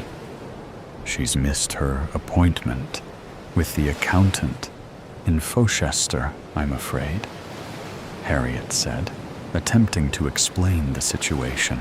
"Accountant? Fochester? Oh, what has she been saying?" The woman looked in despair at the man in the white coat, who was now standing behind her. "I think I should go." Harriet picked up her handbag. "I really need to make sure I get on the train. Freddie is going to go crazy, and poor Michael will wonder where I am." "You tell Freddie to do as you say," piped up Dora from the corner. "You're the boss. Don't have him telling you what to do." "I think we should get Mrs. Barton back to my surgery," said the man in the white coat calmly. "We can get her settled down there. Come on now, Mother." The woman touched Dora's shoulder. Dora shirked away. "Let's get you back to talk to nice Mr. Davidson here, and no running off this time." She looked at Harriet. "Would you believe it? We only left her for less than a minute. We've been looking for her for the last 2 hours. Well, I'm glad you found her." Harriet moved to the other side of the woman. "Goodbye, Dora. It was nice to meet you." Dora looked up from the corner, dabbing her handkerchief at her mouth.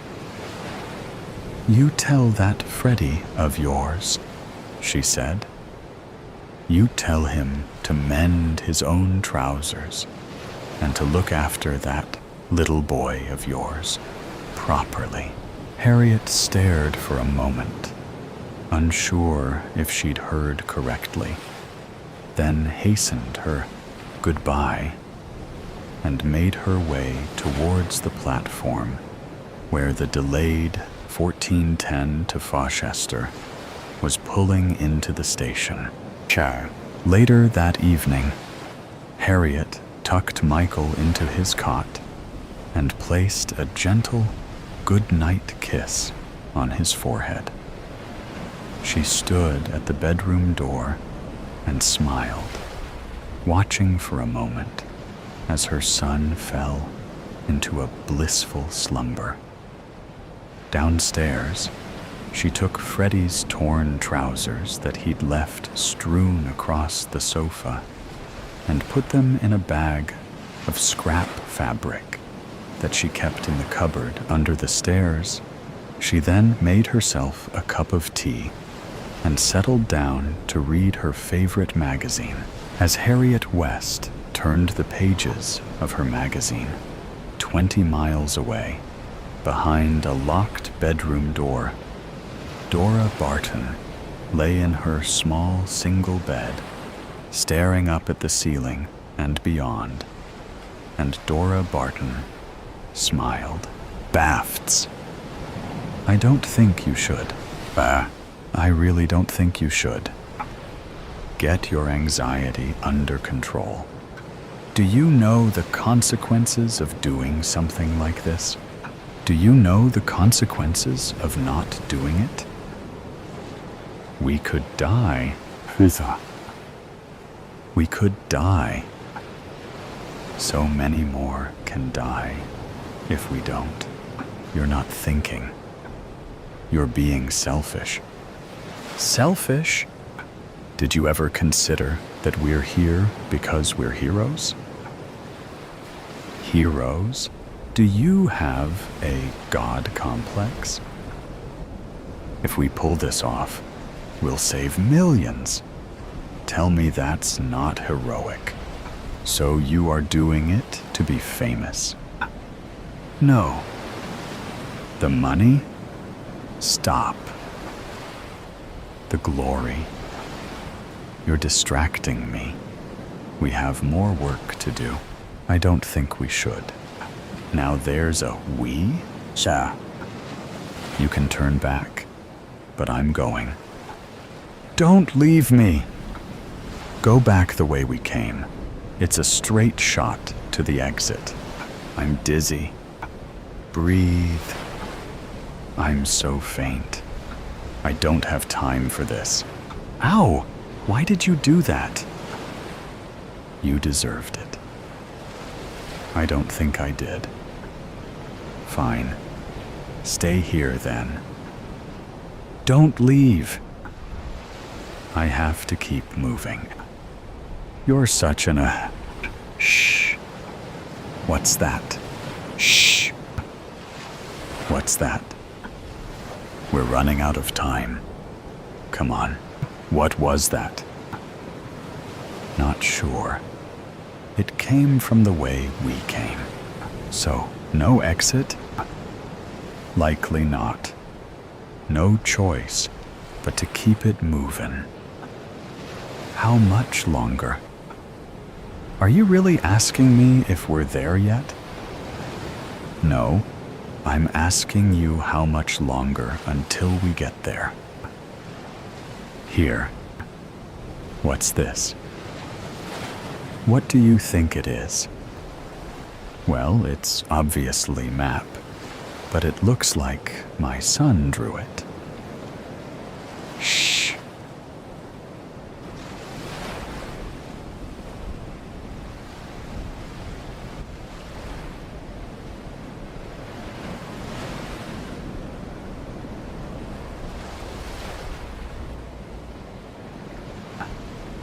I don't know.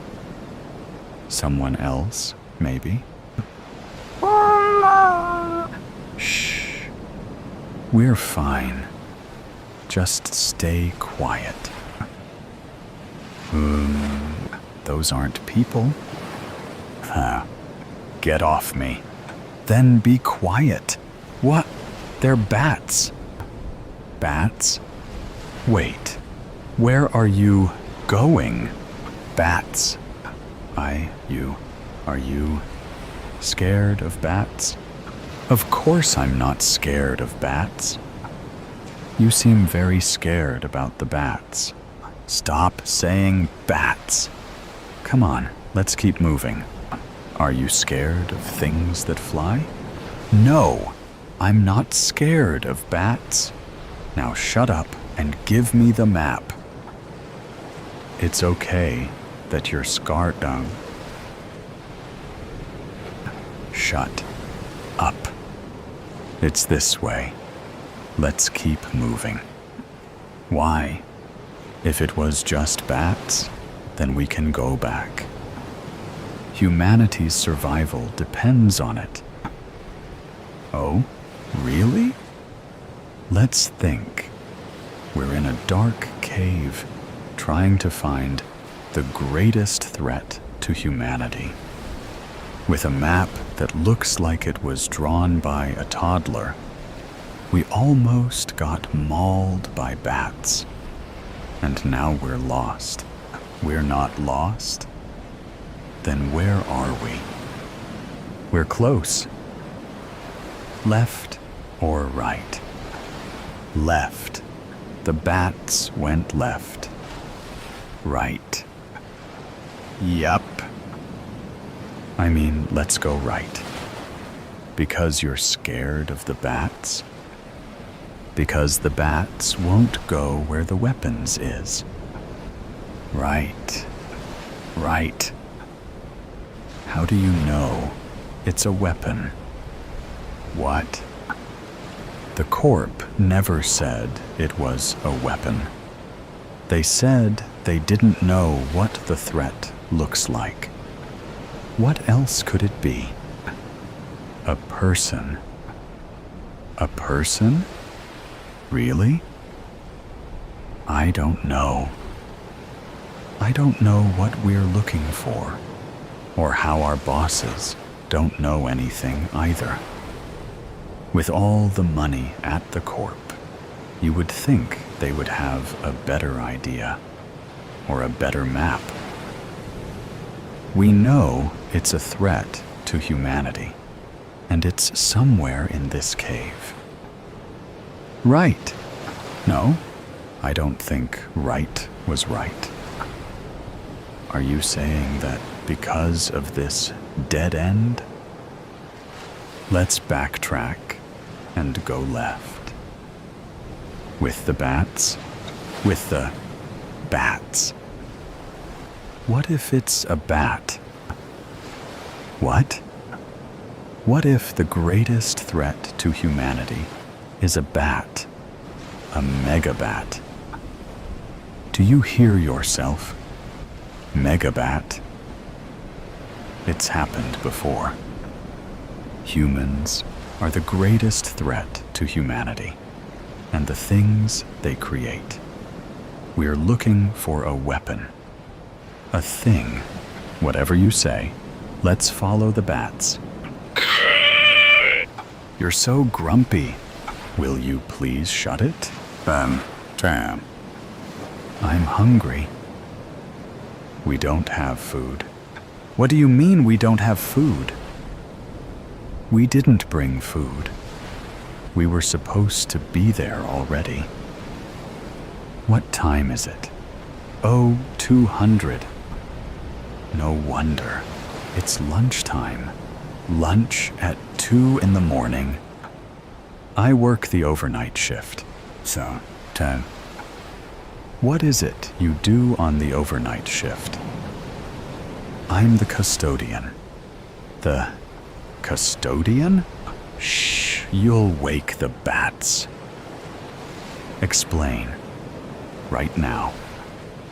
But explain, or we're not moving. And we're not eating. I thought you didn't have food. Explain. Now. Fine. I work as the custodian for the corp. Do you know Dr. Merlin? Never met her. Everyone says she's a kook. She's no kook. She's a genius. Very smart. Is that trail mix? Finish your story, and you get it. Last week, she was on edge. So I say, Dr. M, what's up? Yeah? And she tells me that there's new intelligence about some threat, and all of the field agents are cowardly salads.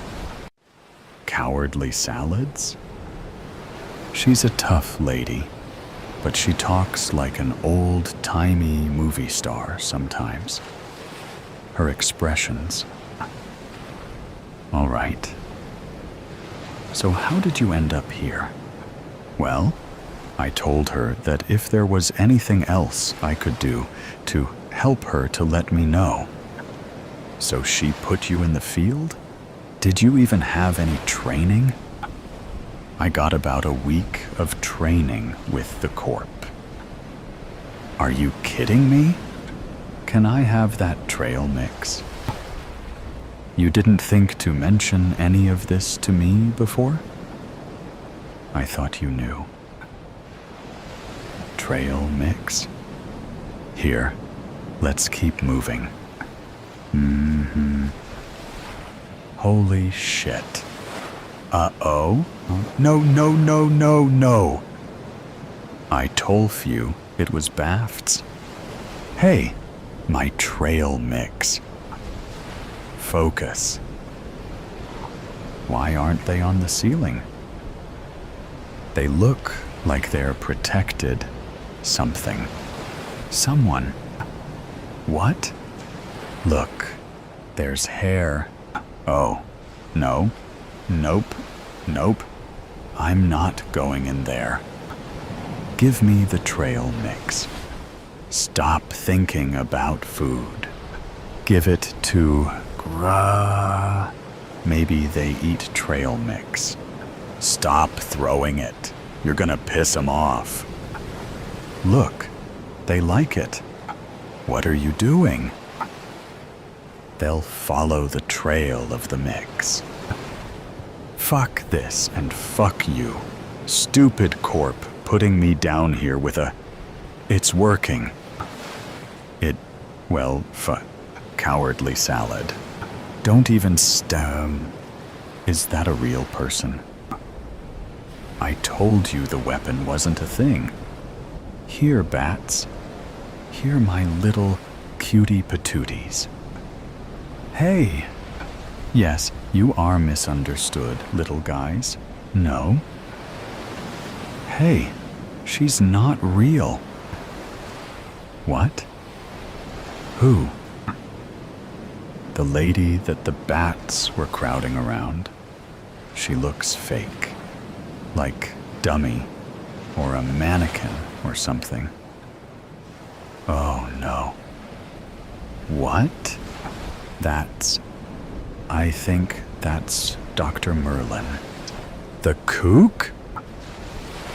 It's a good replica, like in a wax museum. You ever go to Madame Tussauds? Focus. I am. It's a good copy. Only thing is, the ring is wrong. She wears it on her left hand. Don't touch her! Wow. Did you just do that? I think so. I didn't mean to. It opened when I tried to move her ring. Why did you? Is that a laptop in her abdominal cavity? It's a transmitter. Is that a countdown? And coordinates. Do you know navigation? I know that 1 is New York. That's Moscow. 2 minutes.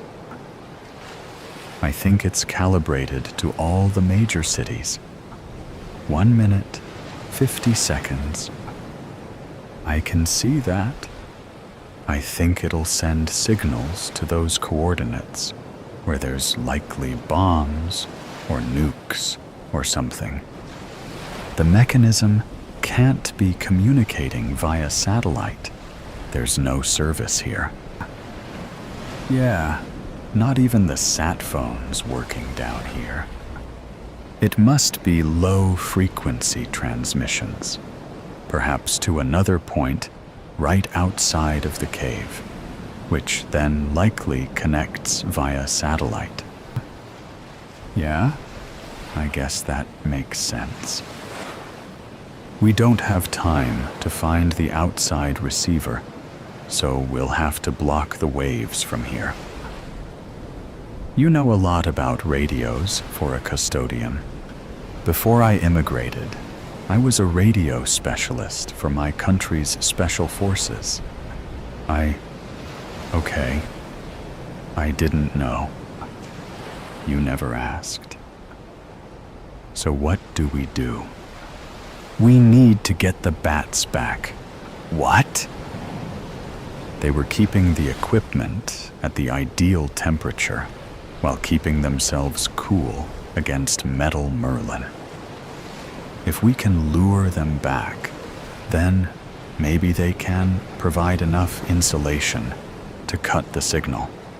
That's stupid. That's plan B. What's plan A? We only have 1 minute. Plan A is that I will try to jam the equipment with my tools. Okay. What can I do? Go get the bats. What? I'm not familiar with this system, so plan A might not work. 45 seconds. Get the bats back here. Scare them, and they'll flock to Merlin. How do you know that? Do you have any other ideas? How am I supposed to scare the bats? They don't like fire. Take this Zippo and make a torch from something. I don't think. 30 seconds. Merlin, what have you done? I believed in you. Now you betray humanity like this. What a shame, because you really are a genius. I have no idea how you made this transmitter, but it is very elegant. I'm impressed. disappointed, but also very impressed. 10 seconds. We're not going to make it. Oh.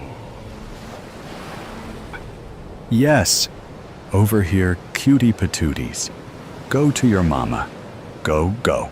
Why are you in your underwear? I put my clothes over Robot Merlin to try and damp the signal. Why are your underwear? I made torches. Good work. Yeah, you too. Do you think it worked? We won't know until we get outside. Let's go then. Here, take a torch. Thanks. You were a very brave salad with the bats. Yeah, I'm sorry I didn't ask you anything about yourself, and for slapping you. All good. Do you have any more trail mix? Hail Mary. The man lay prone on the edge of thick woods, sighting down the scope of a 30-06 hunting rifle. Snow flurries melted on the back of his neck. For an unknown reason, and mixed with the smell of pine and gun oil, the phrase, "veil of an endless winter," entered his mind. He shook his head. Poetry is the vice of fools, he scoffed. Through the compressed distance, the telescopic lens thickened the falling snow, proving the chalk house a quarter-kilometer away, a miraged dream. A woman came out on the porch, centered in the crosshairs. As if something caught her attention, she glanced quickly in the man's direction. She studied the woods for a long time. They stared back at one another, she in the glass from opposing distance, he a foreign and ominous presence. He stripped off his camouflage clothing, his muscles taut. After switching out to jeans, a black polar tech, and civilian hiking boots, he broke down the rifle, then wrapped the sections carefully in white cloth. He stuffed the bundle into his knapsack. Before he tied up the pack, he pulled out a clear plastic sleeve containing a yellowed file. Within it, he flipped through multiple pages, stopping at an aged copy of a driver's license. The photo, a man with long white hair. He tapped the image, his forefinger protruding from a fingerless leather black glove. He then said out loud, "Gotcha, you son of a bitch. Do you have food?" He asked the woman who answered the oak plank door. She was gaunt and scanned over the man's head to the woods. She's beautiful, he thought. Is she 35 or 50? She looked the man over. We can give you food for work, but not long. Okay, what are you? I'm Tavi. No, I mean, what are you? Bannock. I'm Bannock. Did you come from Twin Falls? The reservation. No, no one comes from there anymore. We need you to bury cattle. Can you do that? Yes. Days went by, and the man slept in the barn and spent his time chipping at frozen ground, digging holes, maws in the earth. There were over 50 carcasses in a field, bloated and gray-white. The work didn't bother him. It took his mind off remembering the night the white flash struck the horizon, safely at home, a Netflix series on TV. His wife was reading in a pink robe, his son in his bedroom. His first thought was, why didn't I ever buy a gun? The impact wave struck the house, sweeping it away as easy as fine cutlery off a table, and as luck would have it, leaving him without a scratch, but alone. Sooner than he could have ever imagined, he was arrested by men coming to his tent in the camps. "You're a terrorist," accused the broken and terrified faces, neighbors he'd hugged at Christmas parties.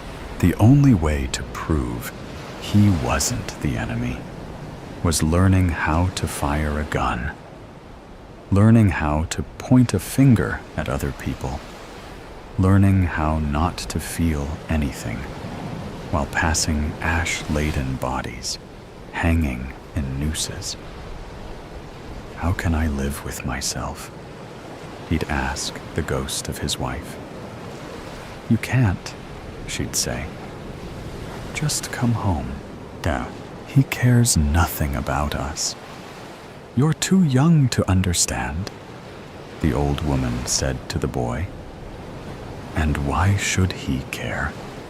He'll slit our throats right here in the kitchen." The old woman, her daughter Faith, and the boy were eating dinner. Faith cut ribs, separating the bones by hacking at them with a meat cleaver. The boy's face glistened badly, where on one side his flesh lay in white, scared rivulets. "Just stop," Faith said to her mother. "He's only 12. No one spoke for over a minute, while the old woman stared at Faith cutting the meat. "He's scum, you know. Only an Indian would bury livestock for a living." With her elbows spread wide, her pincered teeth darted back and forth, pecking small pieces of flesh. A white bone in her greasy skeleton hands. "What makes you so sure he's trouble? Maybe he's been sent to help us. Now you've got the sickness to think that. I don't imagine we need to worry he'll kill us while we sleep." "Do you think that?" "Really? Damn right I do. That's exactly what he'll do if we're not careful." Faith's mother spit out a piece of pink grizzle. "Your brother will be back soon. He'll tell us what to do." "What's that?" the boy called from the porch. Tavi held a football, flipping it in his hands. He threw the leather ball to the boy, who fumbled and dropped it. "I'm not very good," the boy said. "Sure you are. Pass it to me." Tavi moved away from the porch. The boy was thin and moved like a young man, and Tavi's face grimaced, remembering a day when the sky was blue and fall leaves yellow and red. "I only dream in color," he thought. The boy threw him the ball. "Better, you are good. Now you run out." The boy hesitated, moved off the porch, and jogged out 10 paces. "Throw it, Tavi. Go way back." Tavi held the ball high in a poise, like a statue getting ready to launch the ball. Holding the stance, and with a radio announcer's voice, he said, "Listeners, he's going out for the big play, still 2 points behind. Will the Saints have a last gasp to win the game?" Tavi braced himself. "He's throwing a Hail Mary." The crowd roars. The boy ran well into the yard, and Tavi threw deep. the ball arching through the gray sky. The boy reached his fingers and bobbled the ball, tipping it up into the air. It then fell into his arms. Score! The boy hero wins the game. The boy's smile broke broadly, and he came back to the porch. He handed the ball to Tavi. There's no more football, but there is. We're the proof, aren't we? I guess. But it's not the same. Tavi put his arm around the boy's neck. He pulled him close. Laughing, the boy hugged Tavi. Tavi winced. He burst out, crying. Just go in the house, will you? Go, damn it! The boy cowered, his eyes wide. He ran to the house and slammed the screen door. Soon, Faith came out. But Tavi was nearly retuned to the barn. Is this what it's come to? She asked herself. Am I so desperate I'd let my son be abused by a stranger who barely talks? No. Even with your life stripped away, you still have something. Your son. He is the only pure honesty left. What keeps you alive? She plodded to the barn and then leaned against the barn door. Tavi's shirt was off, and he was pumping water into a bucket. Scars covered his back like lost highways on some map no one used anymore. You don't yell at my son, Faith said. Tavi glanced up. I'm sorry. What's your problem? Nothing. That's not enough. If you want to stay, you need to tell me. It's nothing, okay? What? Tell me. Tavi put his shirt back on.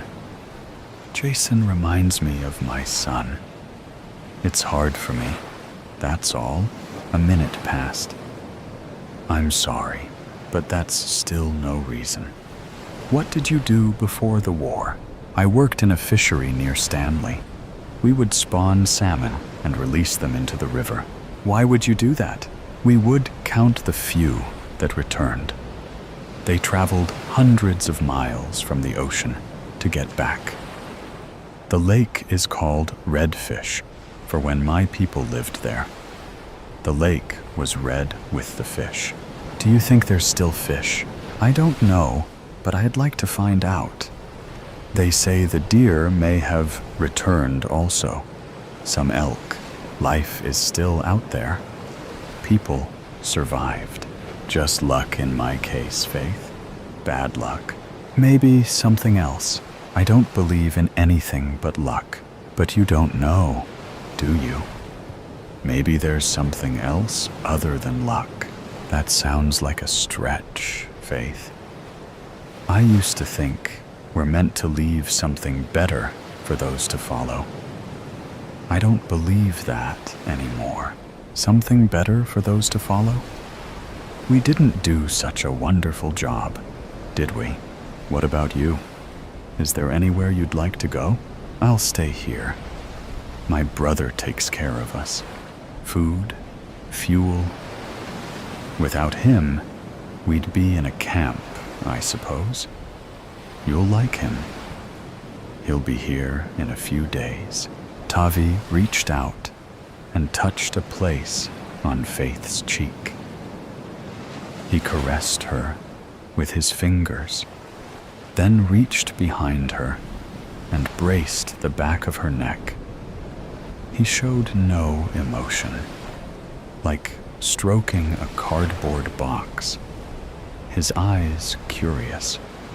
Remembering, finally, Faith said, "It's been a long time. I've aged. You might not. You don't know who I am, Faith. My advice is to run." They stood facing each other.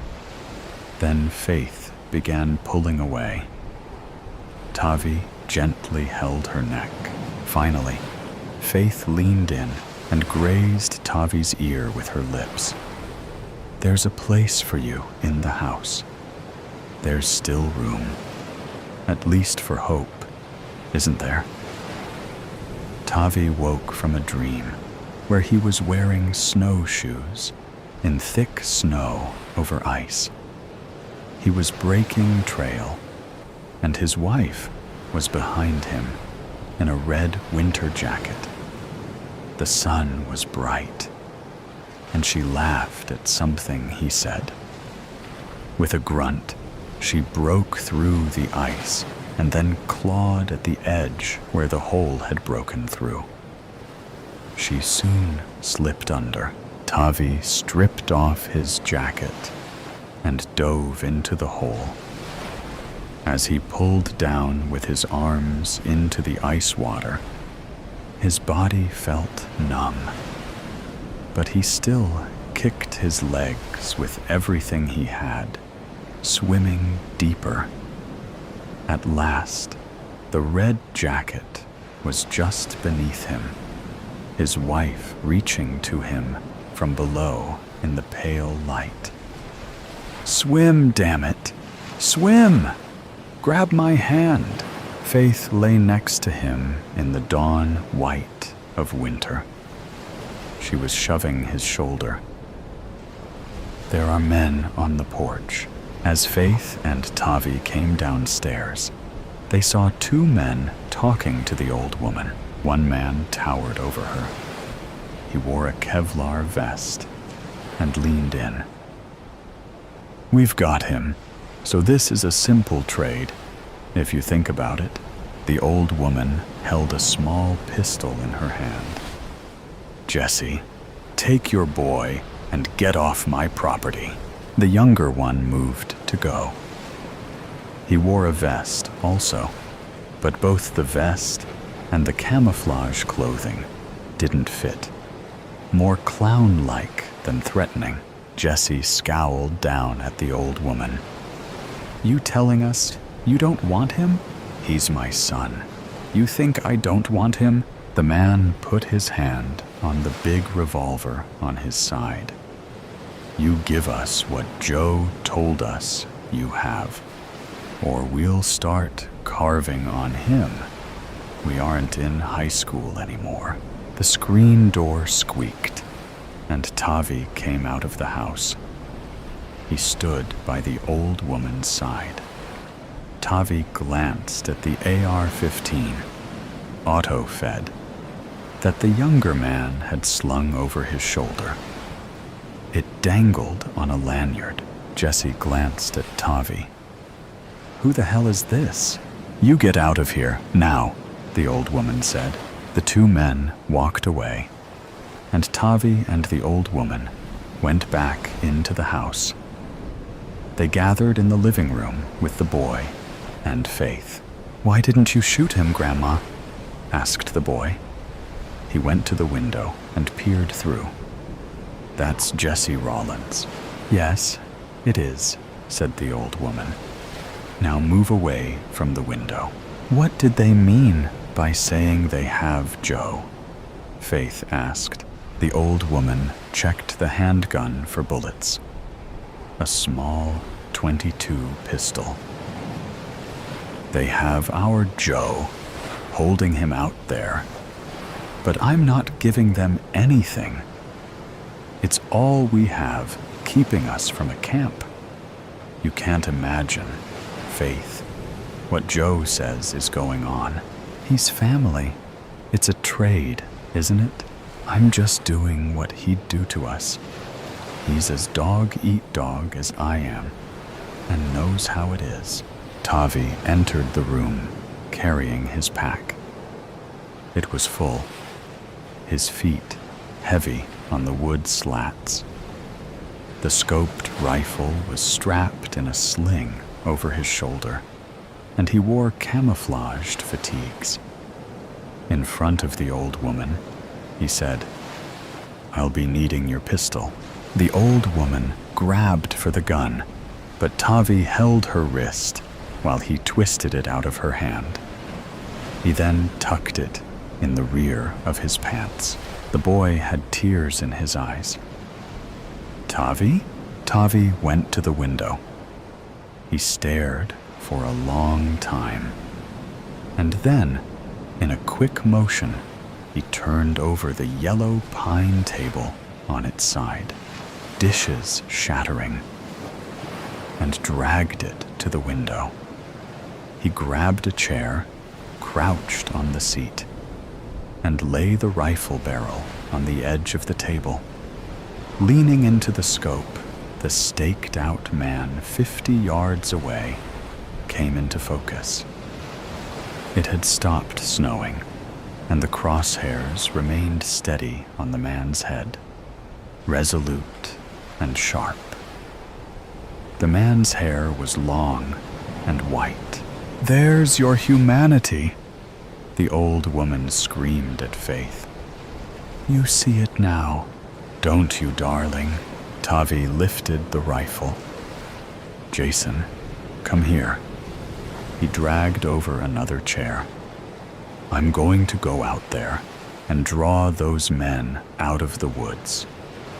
When you see the smaller man come out with the rifle, he intends to kill me.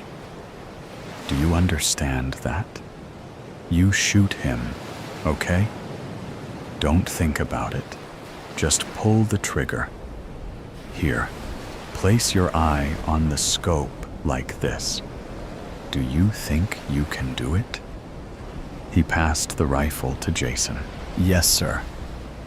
Tavi slowly crossed the yard to the edge of the clearing. He approached the man on the ground. The boy crouched at the window. "Come on, come on, come on," he mumbled to himself as he steadied the rifle, bracing the stock with his shoulder. The old woman paced behind him. "You can't shoot, squat." She shoved Jason and put her hands on the barrel. "Give it to me." Jason pushed her away and sighted again out the window. Tavi came to the man staked down. He was moaning in the gray ash snow, his face bleeding and bruised. Long white hair streamed down his back, matted and wet. Tavi stared down at him and prodded him with his boot. "Do you know who I am?" The man on the snow stared back at Tavi with blank eyes. Tavi reached down and cut him loose, and the man rose and staggered towards the house. Jesse came out of the woods. "What are you doing? Where's our trade, big man?" Tavi stood up. "I'm the trade. Me for him. We'll take you, him, and anything they've got," Jesse said. "Plus, we'll step in where you left off with Faith, you might say." The old woman jostled Jason, tugging on the barrel. "Give me that thing." Again, Jason pushed his grandmother away, jerked the rifle back, his whole body shaking as he crouched behind the scope. He took his eye off the lens to wipe the sweat out of his eyes. "Give me the gun, damn it, boy." The boy thrust his body against the old woman, and she sprawled to the floor. He put his eye to the scope, put the crosshairs on the man, and pulled the trigger. Faith heard the click of the gun, and with the empty sound, her heart thumped. Just once, like her insides were collapsing hard in her chest. Jason dropped the rifle, ran to the door, and then stood on the porch. "Tavi!" His arms flailing, he leaped into the yard. "No, don't!" Faith screamed. "Don't you go!" Jason ran towards Tavi, his legs driving through the snow, white bursting around him, the ash kicking up underneath. The younger man squinted at the lunatic boy, whirlpooling his arms, coming straight at him.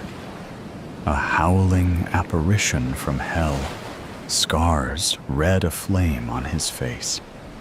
He lifted the AR-15 to his shoulder and swung the barrel. Tavi grabbed the rifle and threw his back into him, and with both hands, he forced the gun toward Jesse, who screamed as jackhammer bullets stitched across his belly.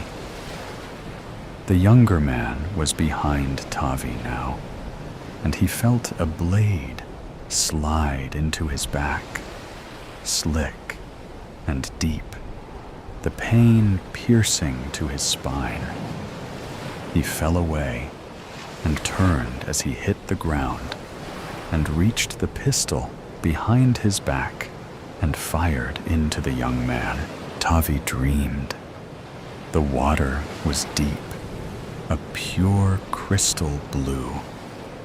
He pulled with his arms and kicked as hard as he could to fight, to descend. He tasted salt. And then his wife was there in her red jacket and broad-faced smile, reaching to him from below. The water was warm as he went deeper, so very warm. She stretched to him, her face with such a smile. "Grab my hand," she said, and he did. They began swimming against the current. Night call. "What do you want? Hey, can you come over? Are you fucking serious? It is 3 a.m. No! So, I'm sorry. I know it's late. I just really need you to come to the house right now. I can't believe you. You blocked me. What makes you think I want to see you right now? I've been trying to reach out to you for weeks. Peter, you can lecture me all you want in person when you get here. I really need you to come over fast.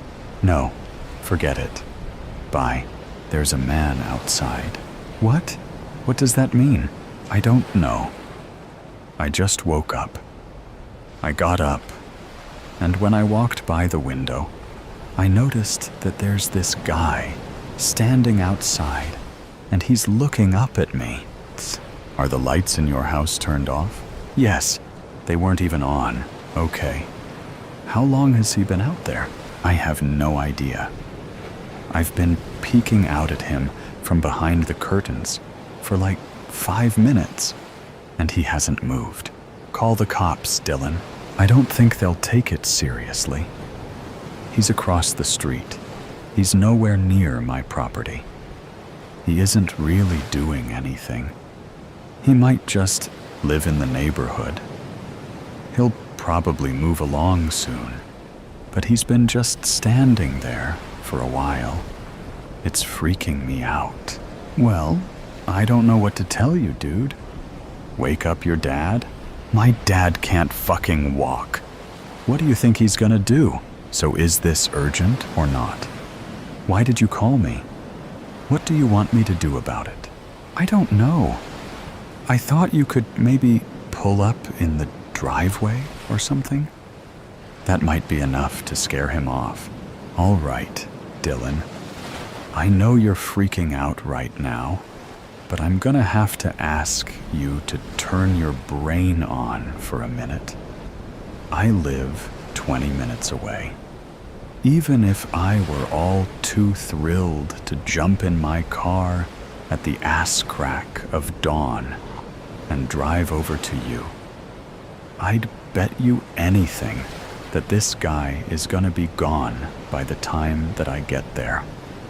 I am not wasting my time and burning gas so that I can drive over to your side of town for nothing. I've already done way too much of that when we were together. I don't owe you that anymore. If you're really, truly scared, then call the police. They will send somebody out. Block me again if you must. I'm going back to bed. Do you think I like doing this, Peter? Don't start. You are the last person on Earth I want to talk to right now. We wouldn't be having this conversation at all if I weren't absolutely mortified. There is nobody else I can reach out to about this. Oh? I'm sure one of your little boyfriends would love to help you out. Why don't you give them a call? Yeah, I did. You were not my first choice. Nobody answered. I thought you were mature enough to set your bitterness aside and come help me. I thought my safety would matter more to you than all the trivial problems you had with me. My mistake. Dylan, quit fucking around and call the police. I'm not gonna argue with you. God, you're dense.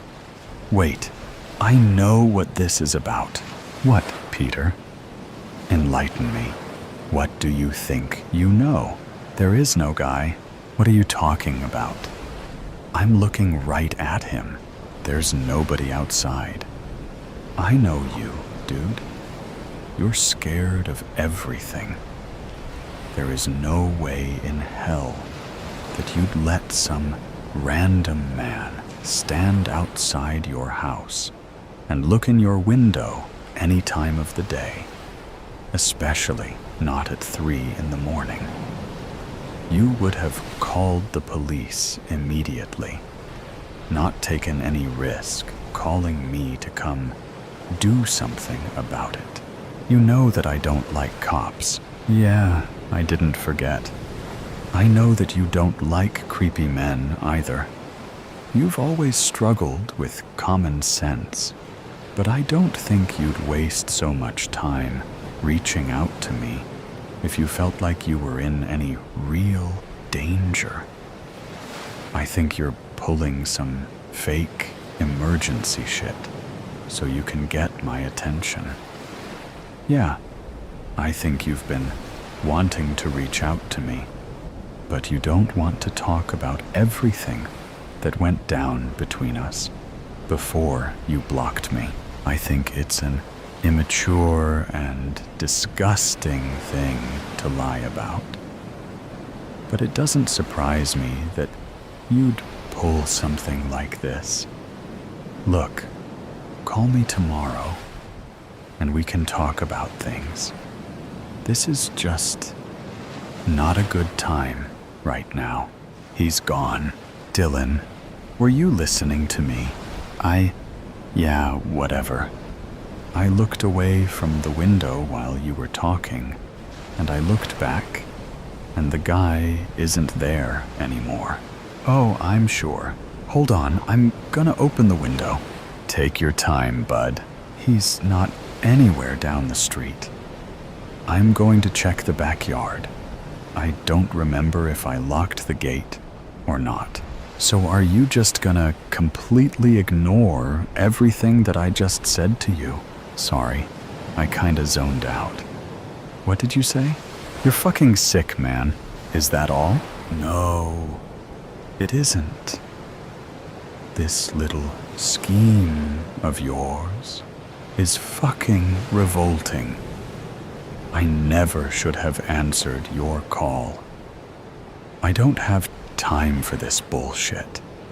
I have to get up for work in 3 hours.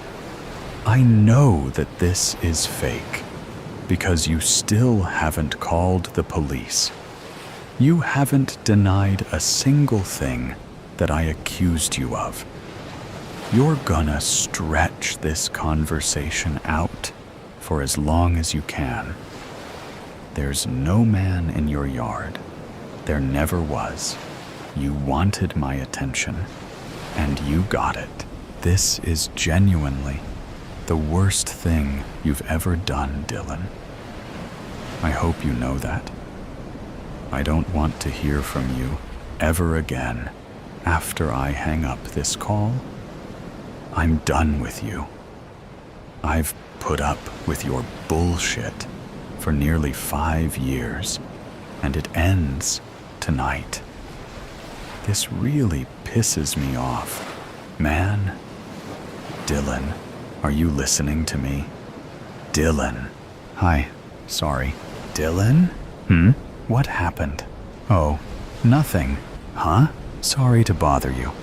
I'm gonna go. Wait. Why do you sound like that? What do you mean? You sound different. How? Your voice. It sounds rougher than it did before. I've got allergies. Good night. Hey, hold on. What? Did you hear anything that I told you? I set my phone down. Sorry. Did you go outside? Yes? Okay. Was the gate locked? Yes, I locked it. That's good. So, there's no guy? No. I need you to be 1,000% honest with me, Dylan. Okay. Was there ever really a man outside? No. So you were lying in order to reach out to me? Yeah. Why? I don't know. Is there anything you wanted to talk to me about? No. It's late. I'll call you tomorrow. Hey, Dylan? What? What's my name? My dad is calling me. Dylan, say my name. Good night. Dylan! The suicide shop. The suicide shop. When I first saw Kevin Trask, he was almost naked. Perhaps fully naked in my mind's eye. But he was wearing the skimpiest of bathing suits as he got out of his pool, stretched and toweled himself in the noonday sun. He could have modeled for any underwear ad. He was that chiseled, with long, angular lines from head to toe. I was both disappointed and relieved when he put on a purple silk robe. How appropriate, I thought, for the king of his world. He had yet to speak, despite acknowledging my presence with a brief nod. He was dead wrong if he intended for me to feel cowed by his superiority. I hated what he did for a living. Inside or outside? He asked as he came closer to me. I must have looked confused, or perhaps still caught in the daze of watching him get out of the pool. The interview? Oh, okay, I stammered, instantly regretting how I must have sounded to him, but then quickly recovered. Inside, I said. Too much sun out here, and I did not bring sunscreen.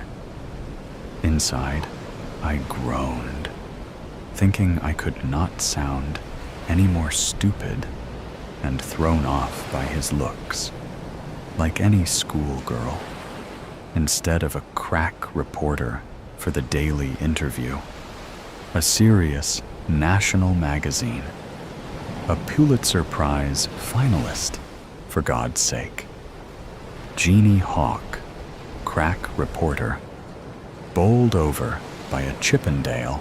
Follow me. He turned and walked away from the house, and then through a hidden door in the outbuilding next to the pool.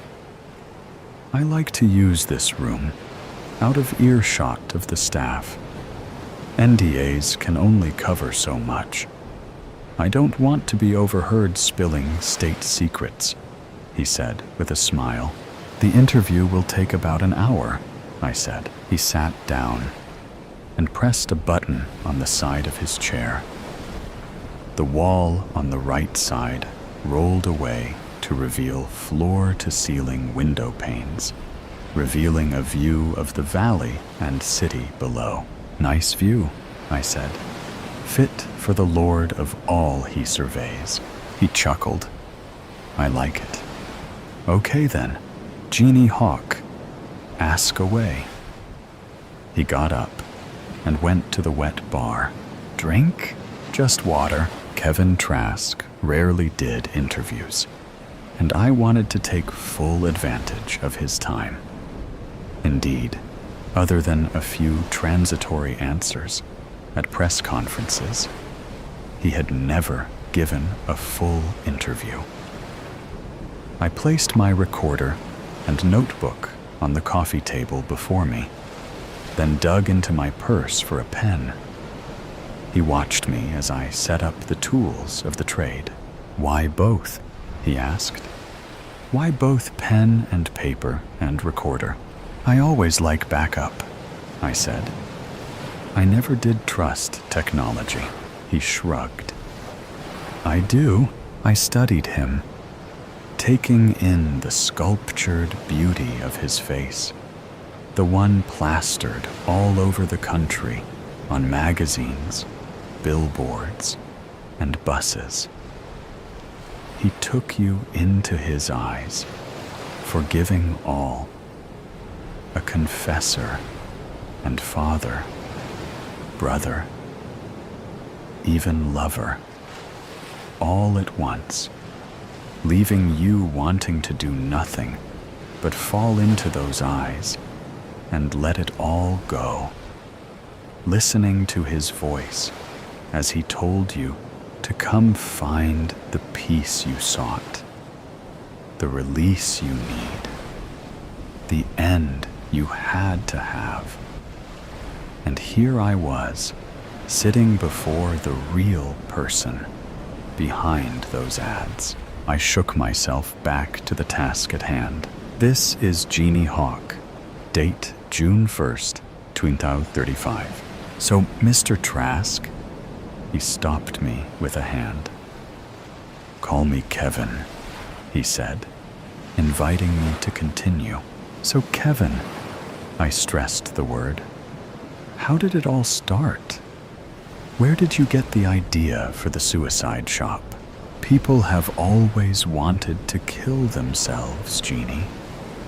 I made a way for them to do that and live, should they choose, and also to die, should they choose that. It turns out that being able to do that all in one place made for an attractive business." My turn to hold up a hand. "Kevin, if I had wanted to listen to one of the suicide shop ads, I could have simply turned on the television. Every idea starts somewhere. I want to know your start. What drove you at the beginning and made you create all this?" Trask watched me interminably, emotions playing deep in his green eyes. Then he seemed to come to a conclusion. "I walked into the ocean to die, and I did not die." He paused a long second, and then began again. "I walked into the ocean to die, to let the waves wash over me and take me away. I thought the pills I had taken with the booze I had drunk would kick in and block any pain. I had been depressed for a long time and wanted it to end. I picked a spot where, when I sat down, the water came up to my neck. Then I waited. Oddly, I did not think about much. I just sat and waited. Perhaps it was the booze and the drugs. I don't know. But what was ahead of me was just a blank. Nothing that held any terror. I fell asleep for what I thought would be the last time. The water would take me, and I would be at peace. When I woke, the first light of dawn glimmered on the horizon. I was now sitting on wet sand, naked, the water's edge now 5 feet behind me. The tide had gone out, not in, and now I was sober and exposed and very, very naked. I raced to my clothes, still piled on the sand. I pulled the shorts on and then slipped back into my hotel room. No one saw me on the beach at that time of the morning. I would have made quite a sight to the old couples who strolled the early morning hours on the sand, hunting for shells and health. You cannot imagine how foolish I felt, both lucky and a total failure simultaneously. The odd thing was that I no longer wished to die. My depression was gone, lifted from me like a weight that held me down. I felt light and released and did not fear the future. He stopped, not looking at me, lost in thoughts of long ago. I asked, "If you did not want to die anymore, then why did you start a company that provides suicide as a service?" He returned to the present, looked at me with those eyes that poured deep into my soul, and smiled. "Have you ever wanted to kill yourself, Jeannie?" "Of course not," I said, perhaps a bit too briskly. "I don't believe you. Most people want to, at least once at some point in their lives, only to be stopped by circumstance or fear. Morality offers only partial protection. When you do it, it seems like a good idea at the time." I never forgot that. I had truly wanted to die. I had no reservations, and yet I did not die. And in that not dying, my life was given back to me. I went to work in various businesses, creating a living for myself and doing very well. I watched as society's attitude toward suicide changed, and a new movement started. My life, my body movement swept the country, sometimes not easily, but it continued to grow. People had become tired of being told what to do, no matter whether it meant being told what to do to live or being told what to do to die. They looked at it like a new war of independence, and they won. Congress eventually passed the My Life, My Body Act, making suicide legal. I helped, worked for the movement, and gave my money and time. I had a plan that I had ready for the time that came. I saw a need to provide people with a way to explore the suicide scenario safely, to see if that was indeed what they wanted, or if, like me, they would find that it was just a good idea at the time. So, I opened my first suicide shop. There, you could try the various ways to do yourself in. I expected that many people would regret the act if saved from it, just as I had been. I arranged multiple ways to try. A menu, so to speak, death a la carte, all safe unless you flipped off the safety switch. Then it became permanent, but it was rarely used. Most preferred the safe try. The first shop was so successful that I franchised it, and it became the largest chain of any company in the country, and over the years, in the world. Would you like to see the inside of the shop? Absolutely. I followed him out of the house, down to a parking area with a large blue Rolls-Royce and a red Lamborghini.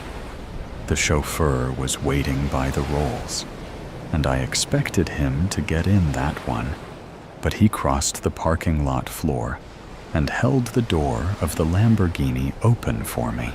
I like to drive. Do you feel you are doing all this for the money? I asked when we were driving. He just looked straight ahead, weaving in and out of the traffic, expertly guiding the car. I thought I saw a small curl in the corner of his lips, just the beginning of a smile. That's an old gambit, not very inventive, and surely you can come up with better. I provide a service. Others could do it as well, but I think my way gives people a chance to reconsider, to change their minds, and not complete the task if they are not truly committed. True, I said. What about those who come back repeatedly? Are they not adrenaline death junkies, getting ever closer to the deed to keep getting high? This time, he did not smile. Off the record? Okay, I answered. I have worried about that. At first, it was just a blip on the data screens, but at least there was a distinct uptick in the repeat visits. There may be a sexual adrenaline component to it. How often have you done it? I asked. Many, many times. I sensed that there was more he wanted to say, but he just added, "It does make the bottom line look good. Do you have much security?" Oddly, not much. But we must guard the cars. We never know which trip could be their last. I let them park on site. Public lots complained about the abandoned vehicles. He parked the car, and we got out. We went to a private elevator, then up 4 floors, and then out to a large room. A hallway led out from it in 4 different directions, each lined by large glass doors on either side. He waved a languid arm to either side, and I watched pride form on his lips in a slow smile. Each room is a different experience, he said. Each room will be tuned to an individual's desires, just like tuning your radio dial to the deadly channel of death. This one, he said, pointing to the room to his right, is the overdose room, complete with all the world's favorite drugs, packaged in pill or IV form. If you want to go right to the edge and be pulled back, you must leave the safety switch in the safe position, and an aide will administer the antidote. Tell me of the other rooms. He moved on, waving his hand to either side, pointing out rooms for gunshots, cutting your wrists, throwing yourself out of a building or a cliff, car wrecks, death. By misadventure, even death by cop. There were many more rooms. Some take more preparation, mixing virtual and real reality in ways that can keep you alive unless you've turned off the safety switch. They are proprietary trade secrets that I can't tell you. We are quite adaptable. I felt the hair rising on my neck as he said this, realizing what appetites were being fulfilled here. I made a few notes, and my mind was racing. It's a cultural phenomenon. People use suicide as entertainment. I looked up at him and saw great weariness in his eyes, more than I would have expected. He was not a young man, but looked older than he should have when he did not smile. I suspected that he was unhappy with his creation. "Let's have a cup of coffee," he said. He led me down the hallway around the corner.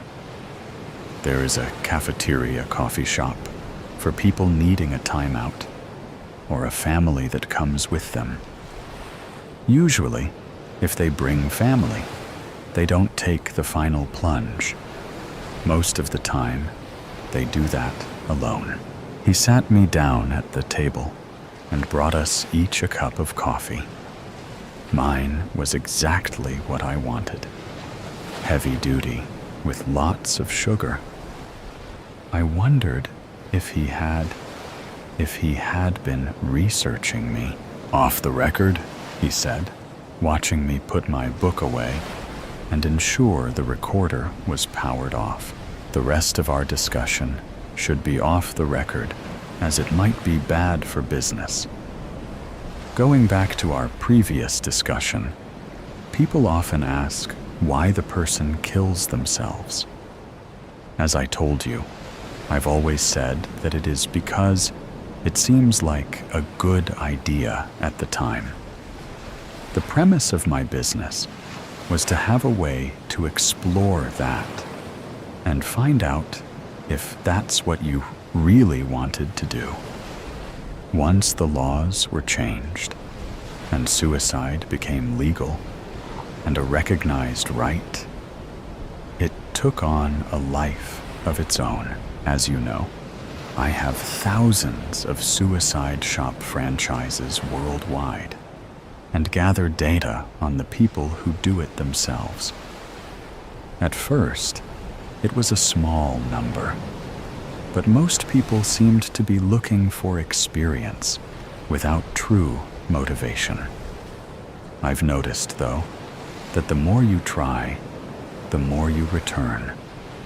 And the more they return, the closer they get to the end. I believe you're right. Those people have developed an addiction. What is not known is that more people have died in the last 3 years of my shops than in all the wars the world over in those 3 years. To quote that old line, I have become death. He chuckled mercilessly. Beware of unintended consequences. "Can you stop it?" I said. He looked at me and smiled, but the smile seemed to have the weight of the world in it, preventing it from ever becoming full. "Turn your recorder back on. Let's finish the tour. You know I've never given an interview like this before. You may win a Pulitzer." We went to the last room. Inside the center of the room was a guillotine, one of my new additions.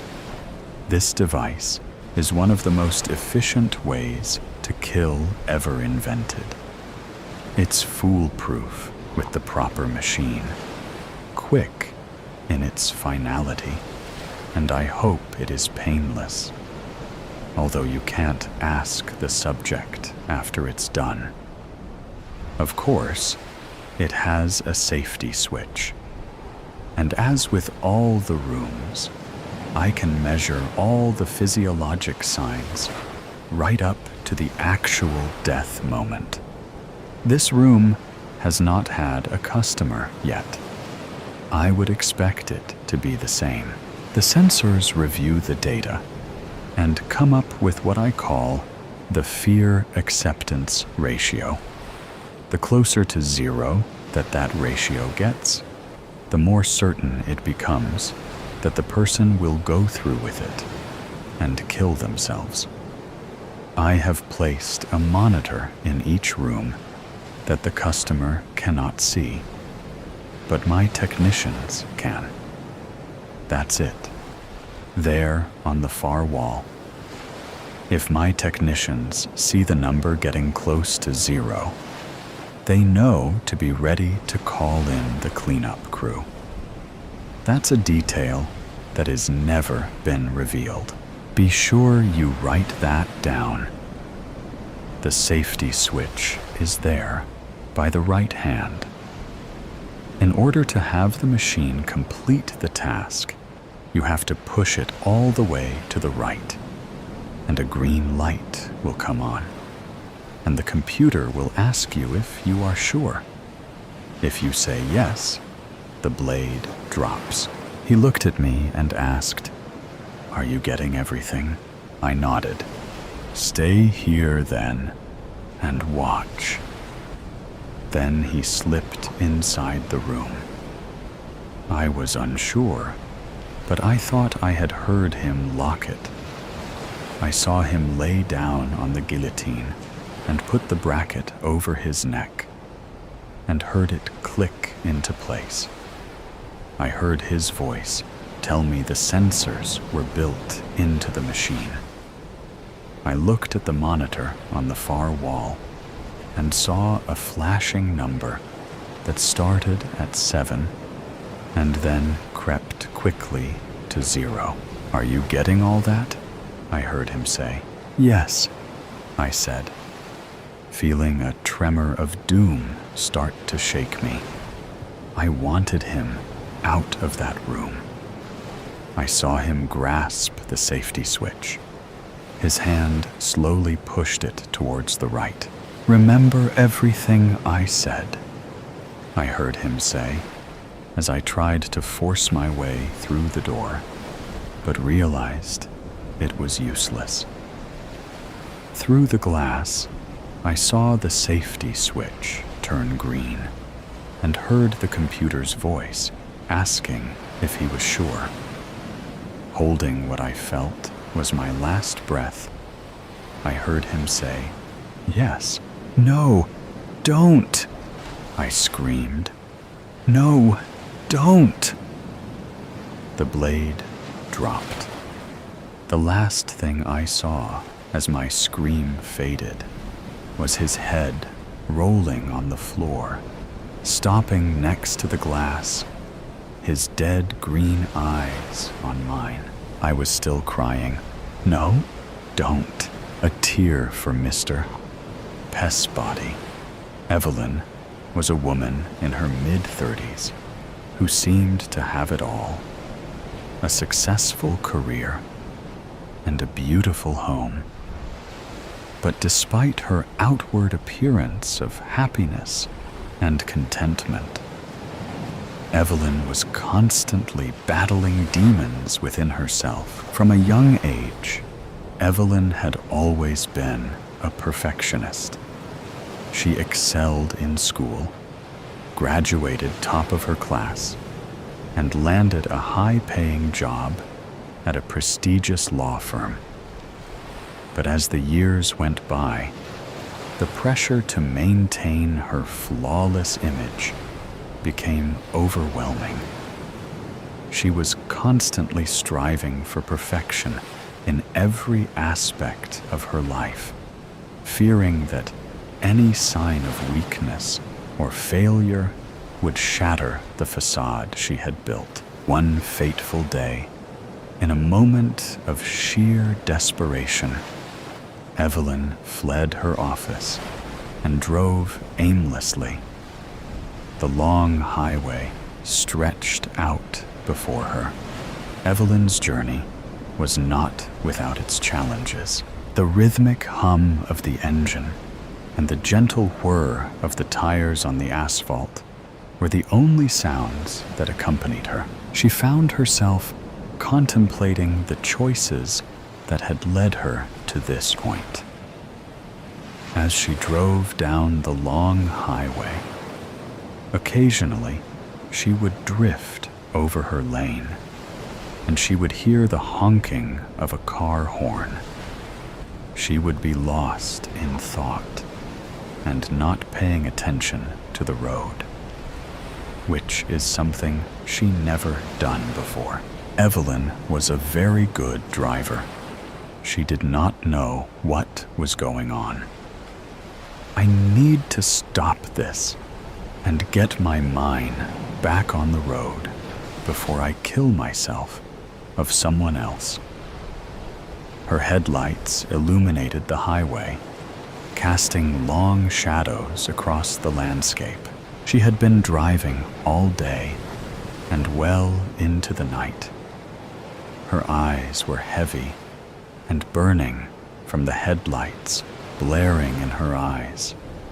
She gripped the steering wheel, her knuckles turning white as she navigated the road ahead. The miles seemed to stretch on endlessly, the road disappearing into the darkness ahead. But she wasn't afraid. She knew she needed to stop soon. The sign up ahead read, "Exit 1 mile." As she exited the highway, she felt a sense of dread. It was not a well-lit road. See let out a sigh of relief as she seen a Waffle House sign lit up. But to get to the Waffle House parking lot, she had to go through an old, abandoned gas station. As she cut through the station, she could see a shadowing figure standing on the corner of the abandoned station. She couldn't take her eyes off the figure. It was as if he was staring right through her.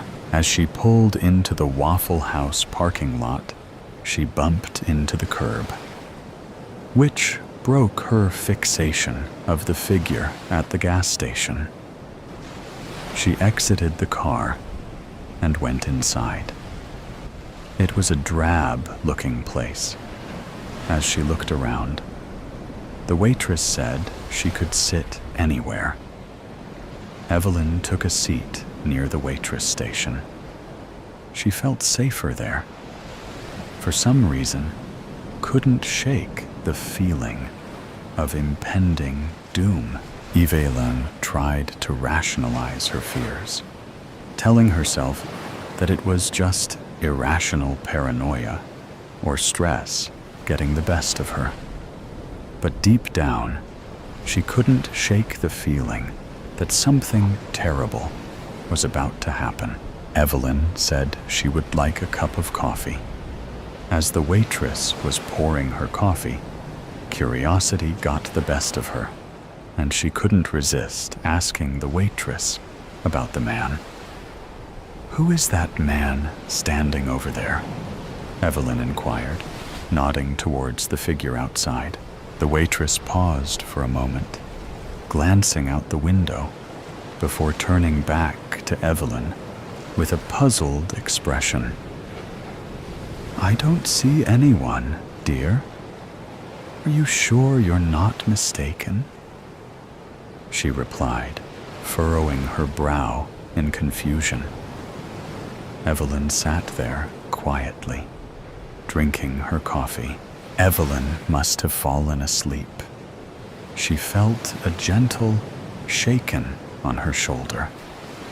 She smiled at the waitress, then got up, paid for her coffee, then went to the restroom. She splashed cold water on her face. As she was leaving, Evelyn thanked the waitress and headed to her car, dreading the drive ahead. She was tired. The tiredness in her bones weighed her down, making the thought of sitting behind the wheel seem like a daunting task. As she was getting in the car, Evelyn looked over at the station. She could see the man starting her way. Panic took over, and she hit the gas, sending gravel spraying, ricocheting off the underneath of her car. She flew through the parking lot. The adrenaline pumped through her veins. The stop sign loomed ahead, but she had no intention of slowing down. With a defiant attitude, she pressed down on the gas pedal even harder, the tires squealing in protest as she hit the pavement. As she got onto the interstate, with fear in her eyes, Evelyn keeps looking in her rearview mirror as if the shadowing figure was about to bite her on the behind. Evelyn hadn't noticed that she was going well over 80, her eyes fixated on the rear view. But when she finally got the strength to take her eyes off the rear view, to look at the road ahead, there in front of her was a semi stalled in her lane. With no time to react, Evelyn let out a horrifying, blood-curdling scream. Evelyn's eyes opened, and she jotted up, unaware of where she was. The room was spinning around, and her head hurt. Her boss, Mr. Peabody, was knelling next to her.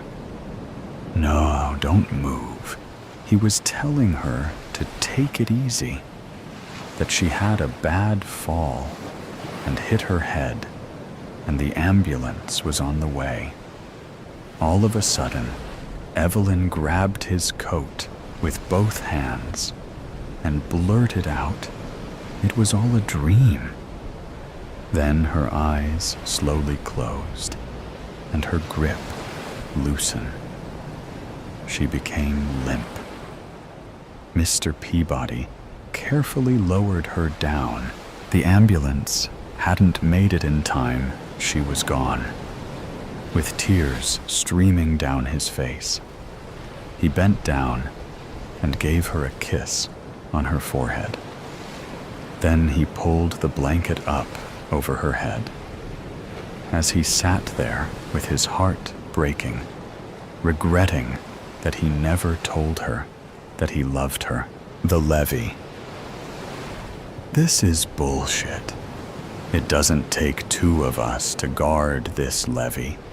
Nothing's going to happen, especially not this time of night in the pouring rain. Don't know why we have to stand outside rather than sit in the cab. Could see just as bad from in than out. You just drove in today. Go ahead and get some sleep in the deuce.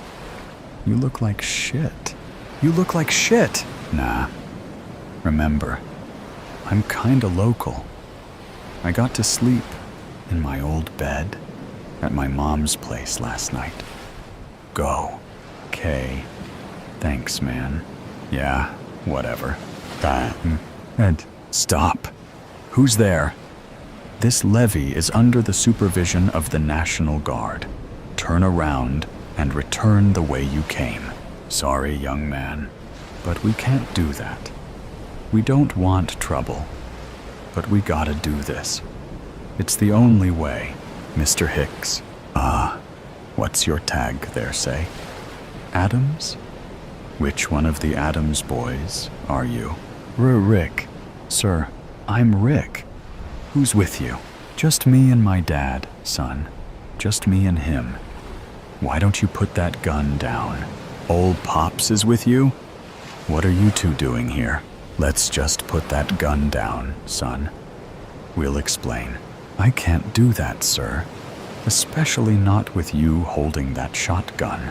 You two need to stop bickering like old hens before I drop this box. That wouldn't be good for any of us. What's in the box? Dynamite. Dynamite? What the hell, Pops? Why are you bringing dynamite out here? Mr. Hicks? It's the only way, Ricky. The only way we don't lose everything. I don't understand. We gotta blow the levee before we lose everything. Our farm is set to get flooded out completely. I can't let you do that. I'm really sorry about the farm, but I can't let you do that. I've got orders to shoot, if necessary. We have to protect this levee. You wouldn't shoot me, would you, Ricky? After I coached you all those years in Little League and Pee Wee? I'm the one who coached the high school to state the year you won that fancy scholarship and hightailed it out of town. Come on now, let us through. No, I'm sorry. But you're talking about saving 1 or 2 farms. On the other side of this levee, there are over 50 homes with young families, with little kids asleep in their beds. Bullpucky boy, we heard the evacuation orders for the whole area on the radio. Ain't nobody there.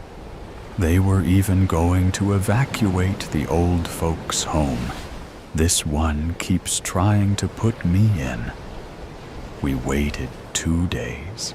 Everybody should be gone. We ain't no murderers. That's exactly what you're about to be. If you've been listening, you know that evacuation didn't happen. My grandmother's down there right now. And all those families.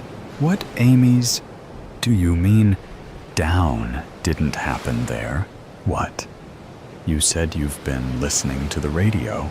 Well, power went out a bit after the evacuation orders were first announced. What do you mean it didn't happen? The levee up toward Summitburg on the other branch failed. It took out the island bridge. They can't evacuate. You said aim. Your gran is down at the old folks' home. Why didn't your ma bring her home? She should be home. Kara never did like your gran much. Figures she left her there. Your father is rolling in his grave. Hey, we tried Pops. She refused to leave. She insisted she can still help. Stubborn as a mule. That's your gran. Help with what, for God's sake? Just before the bridge went down, the med center went under. They saw that coming and had already evacuated everyone. Doc and a couple of nurses threw everything they could in the ambulance and set up in the nursing home. It's now the only medical facility in 3 counties. The Emergency Services Center went under, too. Grandma's running triage and dispatch from the night nurse station. Ha. Yup.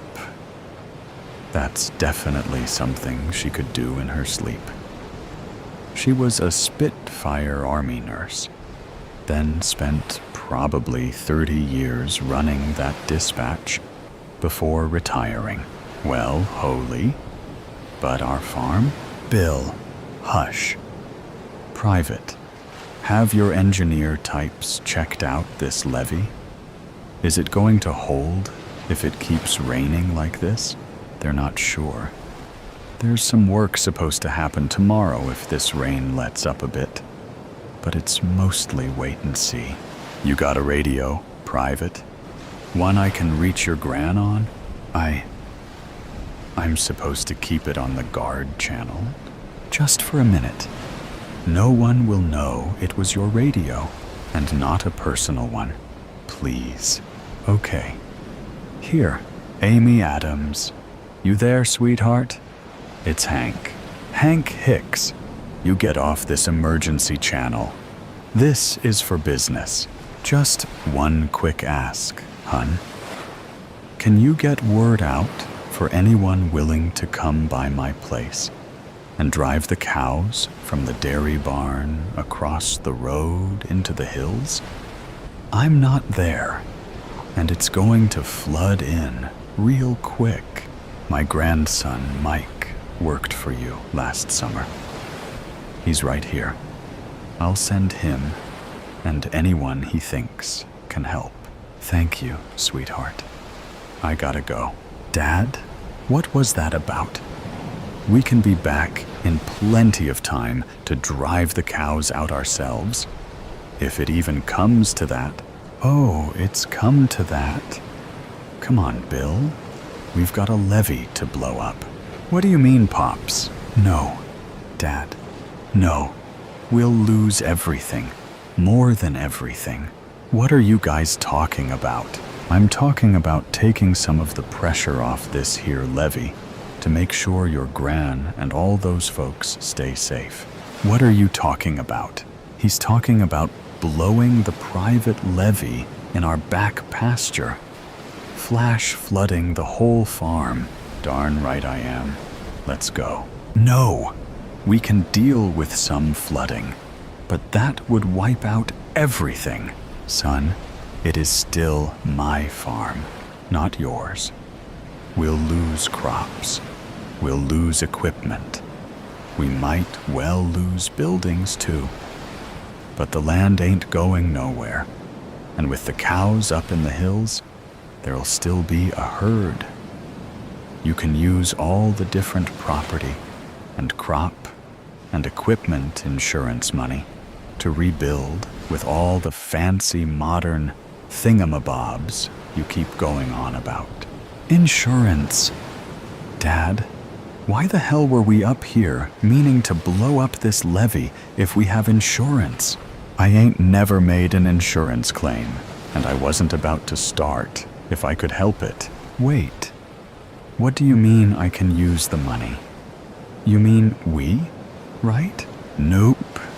I'm thinking I'll move myself into that old folks' home with his pretty grandma and leave you to it. Let's go blow a levee. The last phone call. Mom, finally! I thought our weekly calls from the station were pre-scheduled. I was worried. Hey, sweetie. Sorry about that. Things have been a bit chaotic up here. Solar radiation's been causing issues with communications. You usually call on Sunday. It's Wednesday. You know how space is. Unpredictable. The ionosphere is wreaking havoc on everything up here. It took me a while to get through with the available channels. Restricted, I guess. I hadn't heard about a radiation storm. Anyway, how's the research going? Can't complain. How's school? Weird. I've noticed a lot of strange stuff happening lately. For example, we were setting up the club telescopes in the park on Monday when some official showed up. He said he was with the Space Weather Center. Told Mr. Hayes they were expecting a massive solar flare and had to shut down all civilian solar observations. Said they didn't want any students getting blinded if it happened during observation. Your comms problem isn't related, is it? Could be. The SWC must have seen something. There might be. Wait, that's completely wrong. And Mr. Hayes knows it. Solar filters protect our eyes during normal observation. And even the big flares are not that bright at optical wavelengths. Plus, if there really was a huge, dangerous flare coming, they'd have issued a public warning. The whole thing makes no sense. Huh. Maybe the official was simplifying the explanation, or didn't fully understand. For our astronomy club? Come on, Mom. We're smarter than that. We're all AP students. Mr. Hayes was confused too. I don't think he bought it either. Sarah, why would they bother sending someone in person to a small astronomy club meetup in the park? Why didn't they just send an email warning to the school? Or just issue a general public notice? This guy showed up flashing credentials, telling us to pack it in immediately. It makes no sense. I don't know. Maybe they weren't sure you'd get it in time. And Dad? Mom, I'm worried about him. He barely sleeps. I hear him pacing at night. Yesterday morning, I found him asleep at the kitchen table, still in his work clothes. Well, you know your dad. He's just under a lot of pressure, more than usual lately, always taking his work too seriously. So, how's that physics project you were telling me about? It's going good, Mom. I'll make an A, like always. But Dad, he let it slip. They're updating deep space tracking systems. Yeah, I heard that too. He never was good at keeping secrets. All of them? At once? On emergency status? Who told you it was emergency status? No one. I overheard him on the phone. You shouldn't eavesdrop. I just want to know what's going on. Just tell me. I'm doing my best, sweetie. But you're not telling me everything. Look, honey, you know I can't always tell you everything. So, let's talk about your birthday coming up. 17. Wow. I'm sorry I won't be there. I hear Aunt Paula and your dad have something special planned. Forget my birthday. Something's wrong. The NASA website's been down for days. Maintenance, they say. These things happen. They're probably just doing upgrades or fixing a server issue. During the same week that all the major observatories stopped updating their websites, Sarah, and why did Aunt Paula buy extra supplies? What do you mean? I dropped by after school yesterday. She was carrying in boxes of food for her storm shelter, just in case, she said. She also mentioned that you called her yesterday. I've been trying to reach you for the last 3 days. You found time to call her, but didn't call me. Keep Aunt Paula's phone number handy. It's always nice to have someone to depend on, just in case. Mom, stop. Something's happening. Just tell me. Nothing's happening. We're just conducting routine research. Then explain the launches. You know, I track this stuff for the astronomy club. What? 5 days ago. China, Russia, and NASA all launched within hours of each other. No warnings, no announcements. All classified payloads? At the same time, honey. It's likely just coincidence. Sometimes agencies coordinate for unrelated reasons. You know, NASA likes to cooperate with other agencies. I might have believed that, but amateur astronomers tracked 2 of the rockets, posted the trajectory data online. Then their data disappeared. And now those same astronomers aren't responding to anyone. They've gone dark. You really need to stop reading conspiracy theories online. These aren't theories. I've seen the videos from people who live near the launch sites. Those have been taken down, too. I checked the trajectories myself. They're all going to the ISS, aren't they? And why did the ISS change orbit? Sarah, NASA's? It's complicated. Just some specialized equipment for our research. Okay? The Russians are sending up new cosmonauts. The ISS is just performing a standard maneuver, Sarah. Space debris is unpredictable. You know how it is.